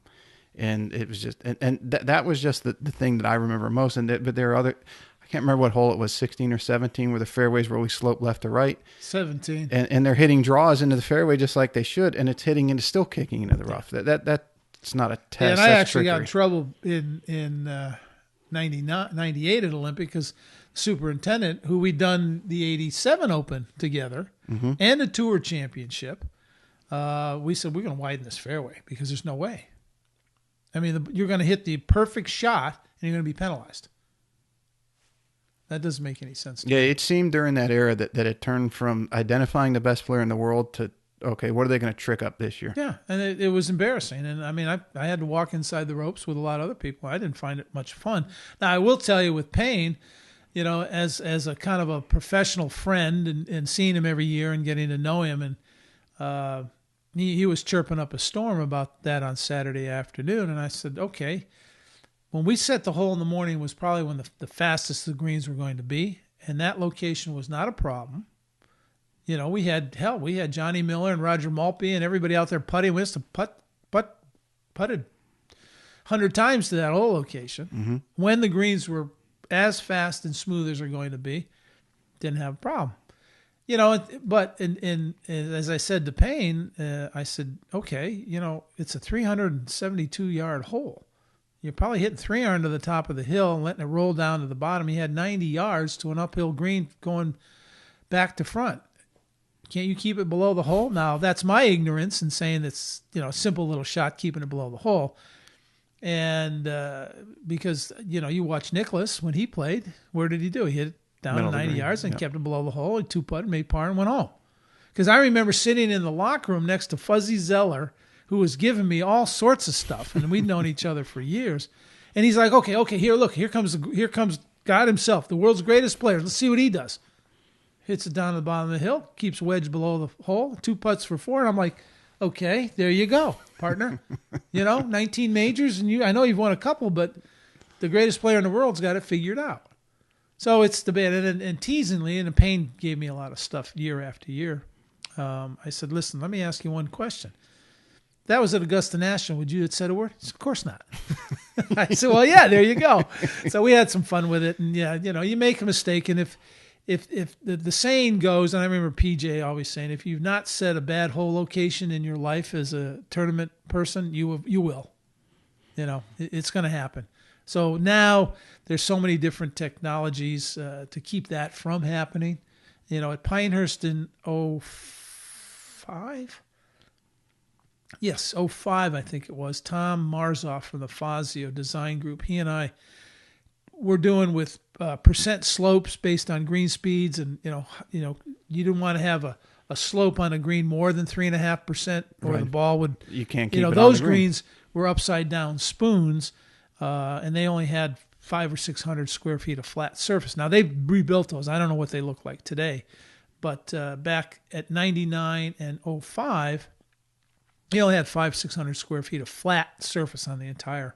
And that was actually one of the conversations I had with Payne in 99. He said, how do you play these greens? I said, you're asking the wrong guy, but I will give you one tip. When we rebuilt these in 95, there's only 600 square feet of flats. And I said, I'm going to overstate the obvious, and I'm going to say, hit it in the middle of the green. Do not chase some of these flag sticks. And I don't know if he paid any attention to me. Obviously, he won, but it had nothing to do with me. But he's trying to go for a flag, and then the ball's rolling off, and you miss it by a foot, and you can't get up and down. And that's what it's all about. So middle of the green works. 2-putt par works. So what was your favorite course to set up? That's a really good question. Wow, I would have to. Well, I don't want to hurt anybody's feelings. My favorite Open was the Country Club in 1988. That was everything the U.S. Open. Curtis Strange and Faldo in a playoff. That everything worked at that time. Boy, I thought Bethpage was pretty cool in '02. Mm-hmm. And then again, Oakmont in '07 was probably as perfect a conditioned golf course than I'd ever seen. And that was going to be hard because in 1997 at Congressional, it was Augusta-like. Mr. Latshaw was the superintendent. He had also worked at Augusta. And we had no player complaints. Usually you get somebody. I mean, Tom Kite didn't even complain, and that's unusual. So to have Tom not complain about something must have been the whole thing was pretty good. But setting up, the options that you have, Shinnecock is one of those that gives you a lot of options of the opens that I was participating in. What was the hardest setup that you've seen? From playing difficulty? Yeah. Wow. I would have to say Oakmont in '07. I mean, that was pretty tough. I mean, those greens were 15 and a half on the stent meter, and they were rock hard. I don't know how the guys did it. When DJ won at Oakmont in '16, he had and I'll be kind because John Zimmer is a dear friend of mine as a superintendent. They were a little softer because they had the rain. Mm-hmm. And Oakmont, they won't let those greens be rebuilt. And you can rebuild them and put drainage systems in with suction units that will suck the water out of the profile and firm them up just like Augusta and sports fields, stadiums, the Sub Air Company and Precision Air. They do a lot of that good stuff. But I think '07 was probably as tough as it because the rough was up, the fairways were narrow. I mean, the approaches to the greens came out 40 yards in front of the greens, and they were stemping at 11 and a half. I mean, it was an incredibly hard test of golf. 2001 Pebble Beach. You were obviously involved at that time in course setup and so forth.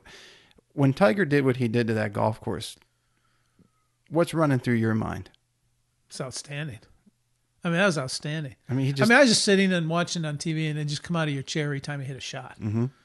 I mean, he you know how it is. I mean, the best get on a roll. I don't care whatever the sport is. When the best perform at a level that they're basically unconscious, it was a real treat to watch. And it wasn't an embarrassment. He was the best player in the world playing a golf course that he had no fear. And, I mean, Ernie was 15 shots back.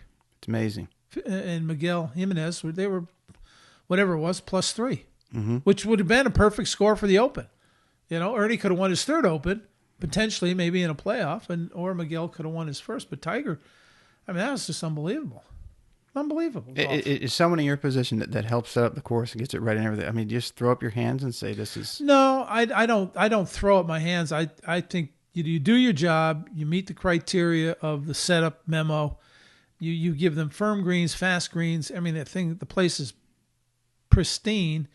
It was a little wind burnt, which it should look a little wind burnt. Mm-hmm. And then, let the boys have at it. And Tiger just played super great.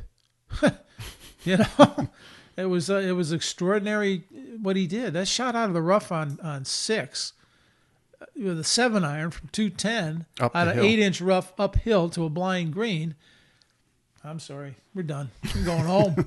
It's all over. I'm going to go watch. I'm going to watch MASH reruns because we're done. How did in the 2 decades you were at the USGA? How did the culture change from when you got there to when you left, or did it? Culture, as in, as far as within the what do you call? Would you call it a company? The organization. Okay, I think it did because I think we went from an association, mm-hmm. Keepers of the game, so to speak, to an organization and a profit generated organization. Even though they say it's a nonprofit. Correct. And there was the USGA was always identified with the elitist blue bloods and the elite private equity clubs, and yeah, there was some of that, and that's just the way it goes. They did have. I mean, they've done so much for the game from a public relations perspective that I think they're trying to kind of get rid of that old image. Mm-hmm. But some of that dies hard, and that's just the way it goes. But I think they've done a pretty good job in getting out of that, navy blazer, ham and bean soup stain on the tie image of the stockbroker from Baltusrol or Wingfoot being Right. on the executive committee. I think it's a very diverse group. It's a very knowledgeable group.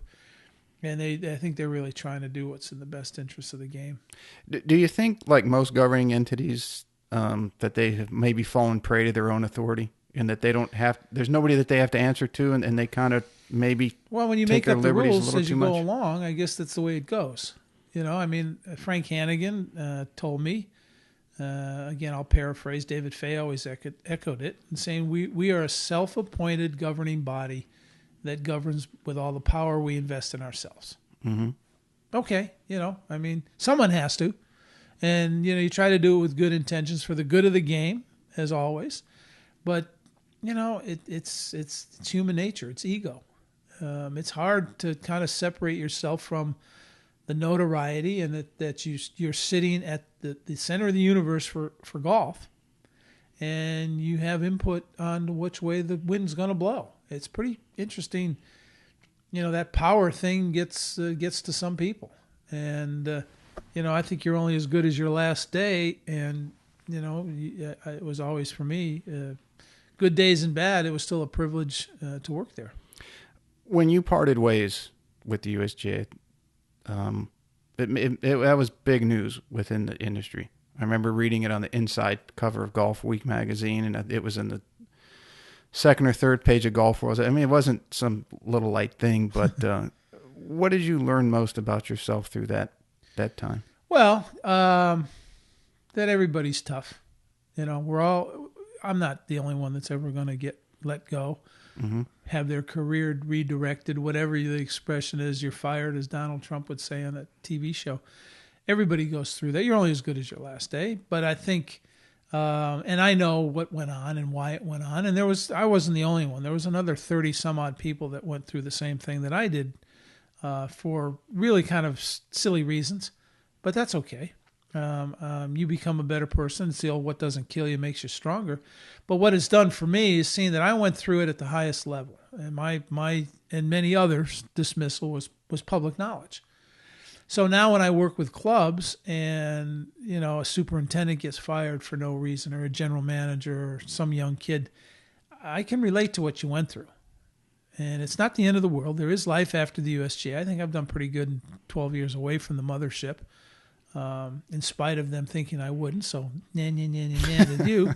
But, what I went through, hopefully I can use to help others. And let them recognize I can't help you if you're drinking and stealing from the club. That's your problem. Yeah, that's a little different. But if you're a victim, you win the Stanley Cup one year, I'm a hockey guy, and then you don't make the playoffs the next year and you get fired. Well, I can deal with that. That's just business. But when you're kind of let go for interesting reasons, I always am one to be able to reach out to people and say, hey, I've been there. And people had to read about it and comment on it, whether you like me or not, so I can help other people go through it. Well, I mean, if anybody, and hopefully they do, look you up on the internet and see what you do and so on, but even some of the old chat rooms, and I've been around enough people in this industry, and I mentioned your name, and the chat rooms of people I talk to, and you can mention your name just about in any avenue of this business, and there's a tremendous amount of respect. So you've done a lot of good things. Obviously, you don't just in this game. You just don't. People don't hand you respect, especially after a lifetime. And as my dad always said, leave it a little better, and you found it. Yep. And the work you did, obviously, it's on national television. Yeah, I had a few people watching. 40 million, whatever. No, I mean, I get it, and it's all relative. And again, I was blessed to have that position. I wish I had it a little longer. It didn't work out. It's not the end of the world. So maybe my lot in life, the good Lord said, okay, we're going to test you, but you're going to be able to help others. And at the end of the day, that's all that it's about. Did you trying find, to make someone else better? Did you find that it going from a level of comfort because you had been there for so long to now there's an oh shit, what am I going to do moment? Oh yeah, I still have those today. I had one last week. It's just, you're on your own, and now you don't get that paycheck every 2 weeks, right? No matter whether you perform or not. I got to perform every time. I'm always interviewing for jobs. I'm always negotiating to try to get people to believe I have a skill set that they need. So yeah, you're only as good. And I'll tell you that story. It's really a great story. And I tell it when I speak, especially to young people. When I was at Las Colinas and we opened up, we had all the celebrities come out and do the play thing. And this was before the Byron Nelson. Well, of course, this is back in the early 80s. And you were the superintendent. I was the golf course superintendent. Now, this is the height of the Dallas Cowboys. I mean, this is Dallas. Mm-hmm. So, of course, we had Coach Landry come out. And he would play a hole with all the groups. And it was kind of cool. So I get to the group, and there's Tom Landry, and I was like, holy, this is the coach. Did he have the hat on, the fedora? No, I don't remember. I think he did. So anyways, we were walking. It was on the 13th hole, and I remember we walked down, and I'm just playing, and he said, well, who are you? What do you do? And I said, I'm nobody. I'm just the golf course superintendent. He said, wait a minute. What do you mean you're not anybody? I said, well, what do you do? I said, I take care of the golf course. He said, well, okay, let me ask you a couple of questions. And I said, what are you talking about? And he said, and I apologize for being a New York Giant fan, but he said, oh, they're no big deal, so we don't worry about it.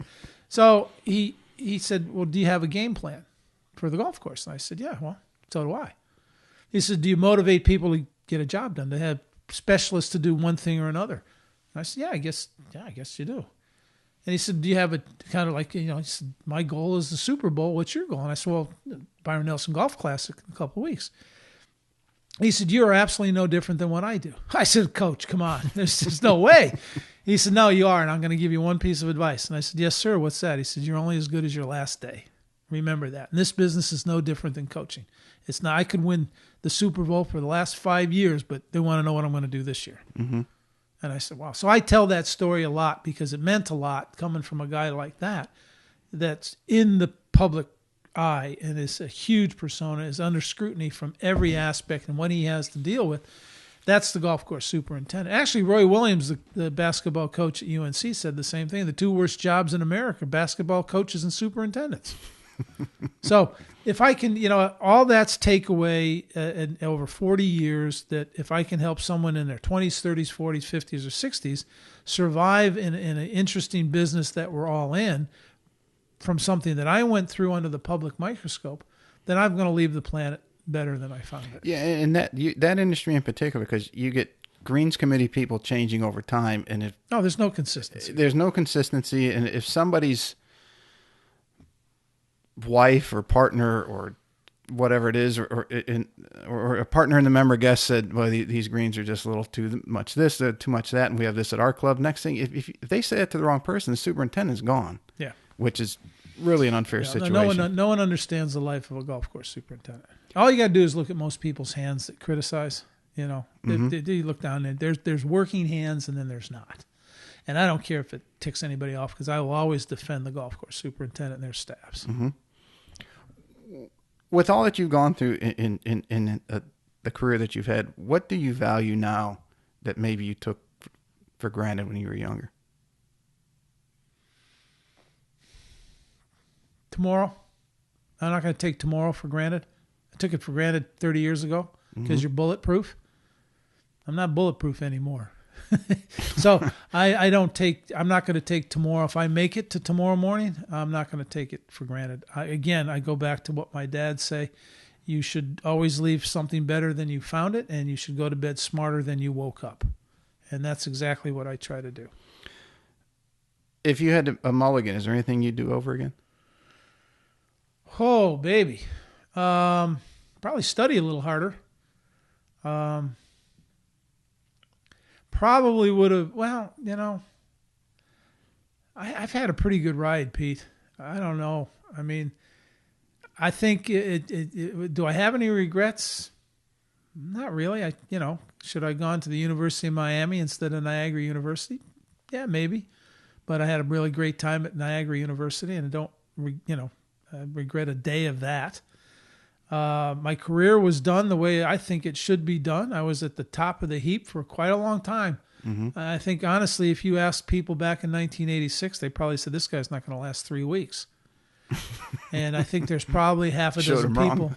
I think there's a half a dozen people that probably do my old job today that I did by myself for all 14 championships. So I was pretty proud of that. I've met people like you. I've been all over the world. I love playing golf. I don't play well. I miss a well-struck 5-iron is one of the 3 greatest feelings in the world.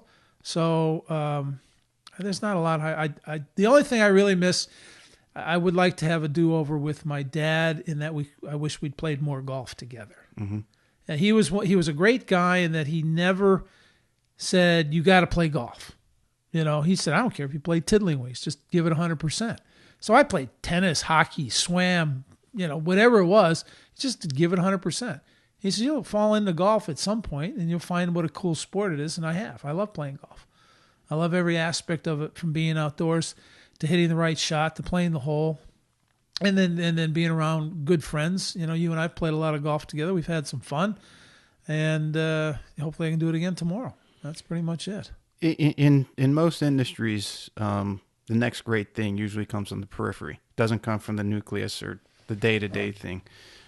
What do you see from your side of the industry that might be the next great thing that's kind of maybe out there? Because you still get to a lot of places, you still talk to a lot of people. You're in the business, but you also have always been able to see those things. 2 things that really stick out to me from a technological perspective are irrigation systems, because water is the new gold. Mm-hmm. And I think our GPS and robotics, which is good because we'll have consistency through robotics and all the global positioning stuff, but it'll be bad because it'll put people out of work. What's out there and what's coming I think Chris Trittabaugh, who is the golf course superintendent at Hazeltine, has done the women's PGA, the Ryder Cup, things like they're going to get another PGA or Ryder Cup at some point. And I think with the Ryder Cup, he wants to do it, all the fairway green mowing, etc., with robotics. I mean, wow. That's coming. I think the breeding of grasses for disease, insect, weed resistance is going to be paramount. And then some of the water savings programs. Because there's just only so much of it. Mm-hmm. The one thing I think that's going to hurt our business, and whether you like it or not, whether it's politically charged or not, is climate change.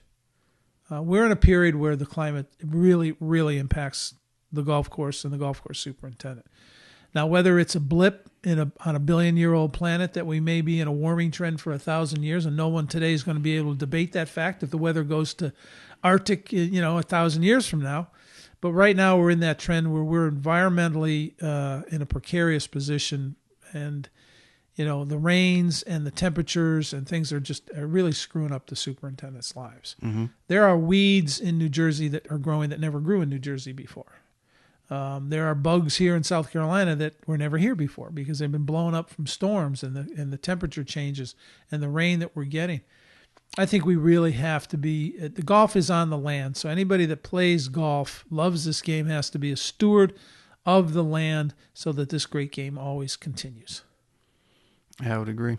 Do what you can. Do your part. That's it. What are some of the things that you see in the industry, because you consult a lot now, that just make you roll your eyes and one of those WTF moments? That's a good one. I think, I will tell you that the one that always rolls my eye are kind of green committees, misdirected green committees, where they're not keeping the best interests of the golf course, and they're trying to do something on the golf course. They're putting that square peg in a round hole on the golf course. I think it really comes more with, architecture has kind of calmed down a little bit from the 70s and 80s, where it was a kind of a, cookie cutter, factory production belt of golf courses going out there. There's some really cool work being done. There's some really aesthetically pleasing and challenging golf course design. But what really makes my eyes roll is I think, just what people are trying to do to a golf course that they have no knowledge of what they're doing. I don't think it's not that hard to figure out. It's pretty straightforward, and really let the people that do this for a living make the decisions. Yeah, our buddy Mick used to always say he couldn't wait till he retired, where that day he would know everything there is to know about growing grass. Well, again, it's the non-agronomic real person that really doesn't get it. They think because they've been playing golf their entire life, they know something about golf. Well, they don't. They really don't, unless they really delved into the history or they jumped into agronomy or teaching or design where they really are fascinated by it. There's just too much information out there.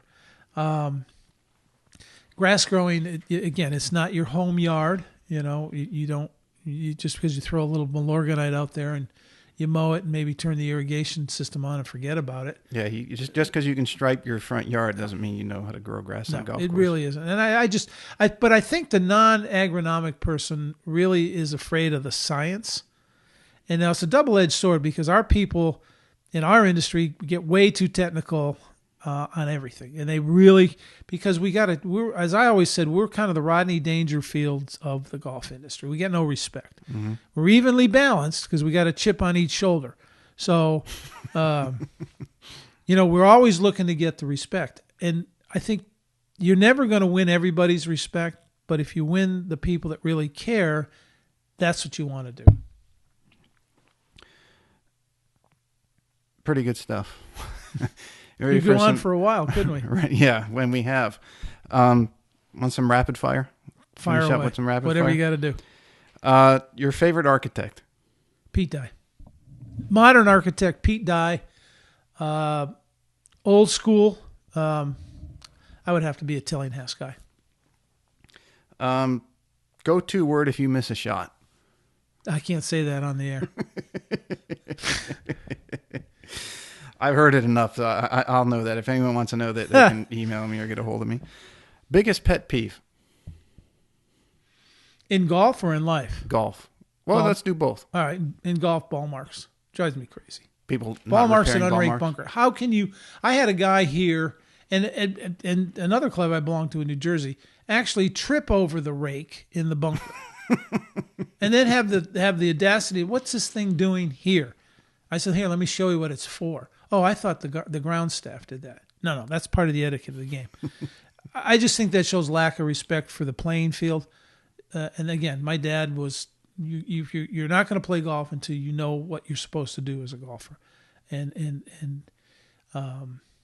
in golf, it's ball marks and unraked footprints in bunkers. In life, it's people that drive that don't pay attention to stop signs, stoplights. I don't get that. And there's a gross misunderstanding in this world of the word yield. And they what the Department of Transportation needs to do is put the definition of yield on a sign below the sign that says yield, so that people know what the hell that means. But as my wife said, you're never going to fix each individual one at a time. I said, I'm going to try. And there's a growing number of us that are going to continue to try to do that, but this might be a lost cause. Anyone in the world or in history's golf swing that you could, if you could pick any swing to have, whose would it be? Pretty obvious, Byron Nelson. I mean, we built the damn machine at Golf House and named it Iron Byron. That was the smoothest swing in the world. You told me an interesting story. I can't remember details about him, but you got to meet him and. Oh, he was great. He was like my grandfather. He was great. And to meet, when I was asked at the end of the Players Championship in 1992, if history will tell you, and I may, people can question that, but Dean Beeman wanted to do these stadium courses around the country. This was going to be, have a couple dozen stadium courses built specifically to host golf tournaments. So at the end of it, now we've got this great talented staff on the grounds at TPC Ponte Vedra. And, they're doing these other properties. So where do you want to go, Tim? You can go to Colorado. You can go to Florida. We go to Dallas. Yeah, Dallas sounds pretty cool. Never been to Texas. Let's go to Texas. So I flew out and interviewed with the people at Las Colinas Sports Club. Got the job, and they're going to host the Byron Nelson. They were moving it from Preston Trails over to Las Colinas. And called the Byron Nelson. So I got to meet Mr. Nelson. And I mean, it was just one cool story after another about him. And he was just so nice. And the one story that I will tell you, and I've told you this before, was when he would, when he was, this was in the early 80s, so he probably was in his mid to late 60s at that time. And Watson was kind of his protege, Tom Watson. He was, the number one player in the world, and Tom would come and hit balls on our range with Mr. Nelson. So that was pretty cool. So I'd sit up in my truckster up at the top of the hill and watch him hit balls. I mean, it's Nelson and Watson hitting balls. It doesn't get any better than that. So Mr. Nelson waved me down because he wanted to introduce me to Tom, and we introduced. And Timmy takes care of the golf course, and Tommy's in this, and Mr. Nelson's swinging away and just hit these perfect 6 irons. And so I asked Mr. Nelson, I said, if you were to play Tom 10 times today, or in your prime, if you were to play Tom 10 times, would you ever beat him? Because all I know is Tom Watson. I never saw Byron Nelson play. He looked at me like I had just, kicked his dog. And he said, if we played 10 times, I would beat him 9 out of 10 times, and he'd be damn lucky to beat me the one time he would beat me. I was like, oh, crap, I pissed him off. Now I'm in big trouble. And Watson looks at me, and he goes, he's right. He says, it's one of the greatest. He says, this is one of the greatest players ever play the game. So I'm what am I, 25, 26? What do I know? Mm-hmm. And Mr. Nelson hit a few more 6 irons with a little emotion, and he spins around. He looks at me. He says, you know what? I'll tell you one more thing. This is 1983, remember. If I had the equipment these boys have today, I never would have lost. Just as matter of fact, I'm like, I got to go. I got to go rake a bunk. I got to do something, but I'm getting out of here. But he was just super. He was so nice, but he was good. Mm-hmm. He when he had to put the extra grind mode on, he did, and that was pretty cool meeting Mr. Nelson. It's interesting you said about equipment, because I remember playing in a tour event at Sedgefield, and I can't remember what it was like. I think the 4th hole, it's par 3, a par 4. The next hole was a par 3, but I know it was in the first few. Anyway, we're down in the fairway, and there was a plaque in the fairway that said 136 yards or 138 yards, Byron Nelson hold out here with a 6 iron in the 38 Greensboro Open. I was like, that's really cool. Well, what's really cool, I don't mean, this is not to be a one-upsman. I don't know how these guys, whenever I played a course and there was a plaque like that, I try to hit the same shot, right? So we had one when I was a member at Ball Straw. Obviously, Nicklaus's 1 iron on 18 at the lower, but Philadelphia Country Club was Byron's 3 iron from 213 to basically win the Open there. And I'm looking at that plaque, and I'm looking at the green, and in 1936 or 7, whenever it was, I apologize for my history being wrong, he had 3 iron. I'm like, you got to be kidding me. In a jar, I guess, or something like that. Yeah, that's like today's 6 iron. I'm like, holy crap. I mean, that's amazing. Mm-hmm. So the guys had talent. So the argument could Mr. Nelson and that group compete today? Oh, yeah. To give them today's conditions, Mr. Nelson used to tell me how bad conditioning was. He said, he told me at Pebble, oil greens, oil and sand. Oh, yeah, sand. But he said, they make a big deal on the TV people about, Pete Pavlovich on a par 5, hit his second shot in the bunker. He said, we used to do that all the time. He said, and I said, why? He said, I knew what I was getting. I knew what I was doing when I got in that bunker, but around the green, you didn't know what you were going to get back in the day. So he said, this is nothing new. We got to play the game the same as always played. Get the ball in the hole with as few strokes as possible. If you weren't an agronomist, you would have been a what? If I didn't have the career I had, my dream job would be to play right wing for the New York Rangers. Did you have a chance? No, I wish. Only in my dreams. I'm a huge Ranger fan, as you know, but that would have been fun. I would love to have the talent to do that because I love hockey. I mean, between golf and hockey, it's pretty cool. But that would have been if I couldn't do it, that would have been it. But in golf, I think, and we all think we could be good at architecture, but because I've worked around some of the greatest architects and seen the greatest courses, I think I'd have fun I'd like to try that someday. Mm-hmm. If it would be, that would be kind of a different career because it's a very difficult profession to be successful at. Yeah, there's only a few. The golf course architects, right? There's a lot of talent out there, but I don't know why only a certain few seem to get the notoriety because there's so many guys and women, that are not even mentioned in the same breath, that are just as talented as a Gil Hance or an Andrew Green or a Tom Doak.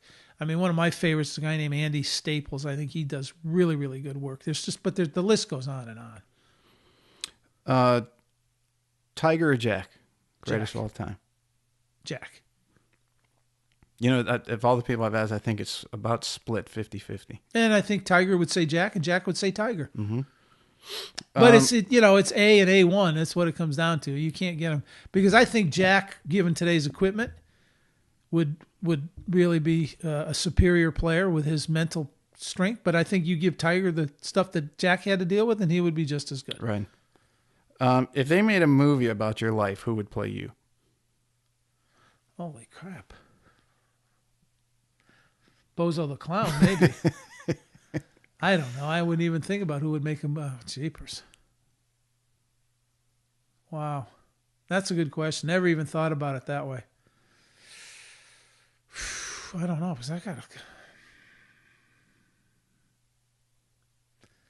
That's interesting. I have to come back to that one. Okay. I have no answer for that. No problem. That's a simpler one. Favorite golf course? In this country? Wherever you want. You've seen I got a lot just of them. about all of them. But I tell you, too, that Baltusrol's upper course and Riviera in this country. And Pinehurst number 2. Globally, it's hard to beat the old course. I could play that place every day. Yeah, I'm sure a lot of people could. I mean, it's awesome. Any bucket list courses that you haven't gone to yet? Fisher's Island and Camargo. I know Fisher's Island. Where's Camargo? Outside of Cincinnati. That's a real cool one. My kind of golf. You would enjoy it because it'd be your kind of golf. Now, you've been all over the world with your job and past, present. Strangest thing you've ever eaten?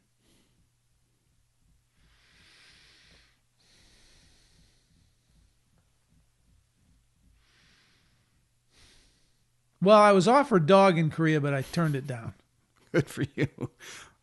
But I live octopus was an interesting, Ooh. That fit the bill of strangest thing. Yeah, live octopus for sushi at the top of the Shangri-La Hotel in Hong Kong.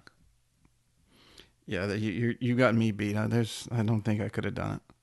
Yeah, but I had to because the owner of the golf course that I was consulting to owned the Shangri-La hotel chain, and he closed down the sushi restaurant so he and I could have a private lunch. So I'm at that point, whatever he threw in front of me, I was eating.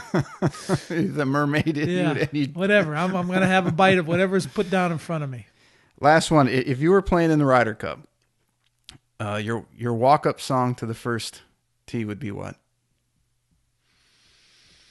When the music's over by the Doors. I thought it would be that one, knowing your love of the Doors.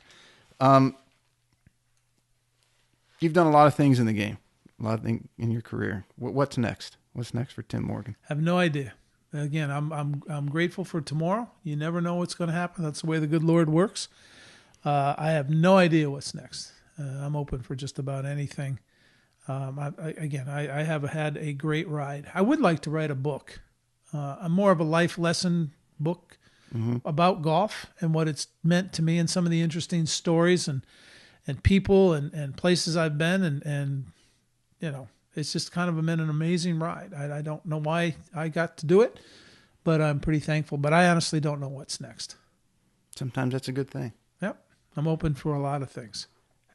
You speaking or presenting anywhere that anyone listening, they can kind of check you out? Not right now. I haven't done anything yet. I know, a lot of people, the speaking circuit, there's a lot of good people out there. I've given a seminar at the Golf Industry Show for the last 10 years on tournament preparation. This time, I talked to the GCSA. It's kind of time for a break, but I'm hopefully going to have a meeting with them in a week or so and try to get back on track with another seminar. Mm-hmm. I'm very lucky to write 2 columns for Golf Course Industry Magazine and the Ohio Superintendent Network. And I'm going to do my next column is on club politics for the superintendent. Some of the things that no one teaches you how to handle yourself in a boardroom, and some of the things I've learned, with politics, and as a president once told me, politics is poly meaning many and tick being blood-sucking insect. So I think people have to learn how to survive, especially our golf course superintendents and the next generation, the 20 and 30 something. So I think I'm going to present that to the GCSA as, how do you swim through club politics. Mm-hmm. If someone was listening and they want to reach out to you, whether it's a facility that wants to bring you in to consult, someone wants you to do a guest speaker, what's the best way to reach you? Phone, website? Best way is first the website, which is Aspire, ASPIRE-golf, GOLF, aspiregolf.com. On there, you'll get all the information you need about every aspect of Aspire Golf, and I'm always open to have anybody call me on my cell phone, which is 908-635-7978. And for anyone listening, I'll have that in the description. They can click on there, and it'll direct link to your stuff. Thank you. Social media handle? AspireGolf.com. It's on Twitter. Okay. Facebook, I'm kind of off Facebook for a little bit. I had my LinkedIn account hacked, but I'm back on LinkedIn. But most of my insights, for whatever that means, is on Twitter. Anything on Instagram? No. Probably a good thing. Keep I don't know. Social media. There's LinkedIn, Facebook, Twitter. That's a lot of things that I don't have the time to just do that kind of stuff. I'd rather do other things. I think we've known each other about 15 years. Yeah, it's been since we first moved down. It may be longer than that. I think we started playing golf before I even moved down here. Yep. We've been Karen and I before we bought the condo. So it's been getting close to 20 years. Yeah, it is. I enjoyed pleasure learning from you things about agronomy and course setup and how to play a course different, hearing the stories and just having you as a friend. Thank you for coming on. Well, the feeling is mutual because my golf game has got considerably better. But I think I really appreciate it, and the friendship is there. So I thank you for having me on, and thank you for being a friend. All right, this has been awesome. Thanks. Let's go hit some balls. All right, I'm in. All right, everybody. Thank you so much for listening to today's show. If you enjoyed it, you can find more information on today's episode and other topics at golf360.blog. There you'll find the show notes and links related to this episode, as well as any other episode that we've done so far to date. If you're interested in improving your game and would like to learn more from yours truly by taking a private lesson, a half-day or multi-day school, club or putter fitting, you can reach me through the blog site or by email, pete@golf360.blog. So some of you may be asking, what is the golf paradigm? All you have to do is click on the homepage while on my blog site to discover how you can start playing better than you ever thought possible. Or you can simply sign up, again, on the blog page for my instructional videos where I give regular tips on all areas of the game to include the swing, club design and fitting, health, fitness and nutrition, the mental aspects, and equally as important, the integration of all those things together. I'm also on social media, and you can find me at The Golf Paradigm. That's PARADIGM. And I'm on Facebook, Instagram, and Twitter. And don't forget to subscribe to my YouTube channel, also under the same name, The Golf Paradigm. Facebook is usually the best way to reach me for questions and or comments, and I look forward to hearing what all of you have to say.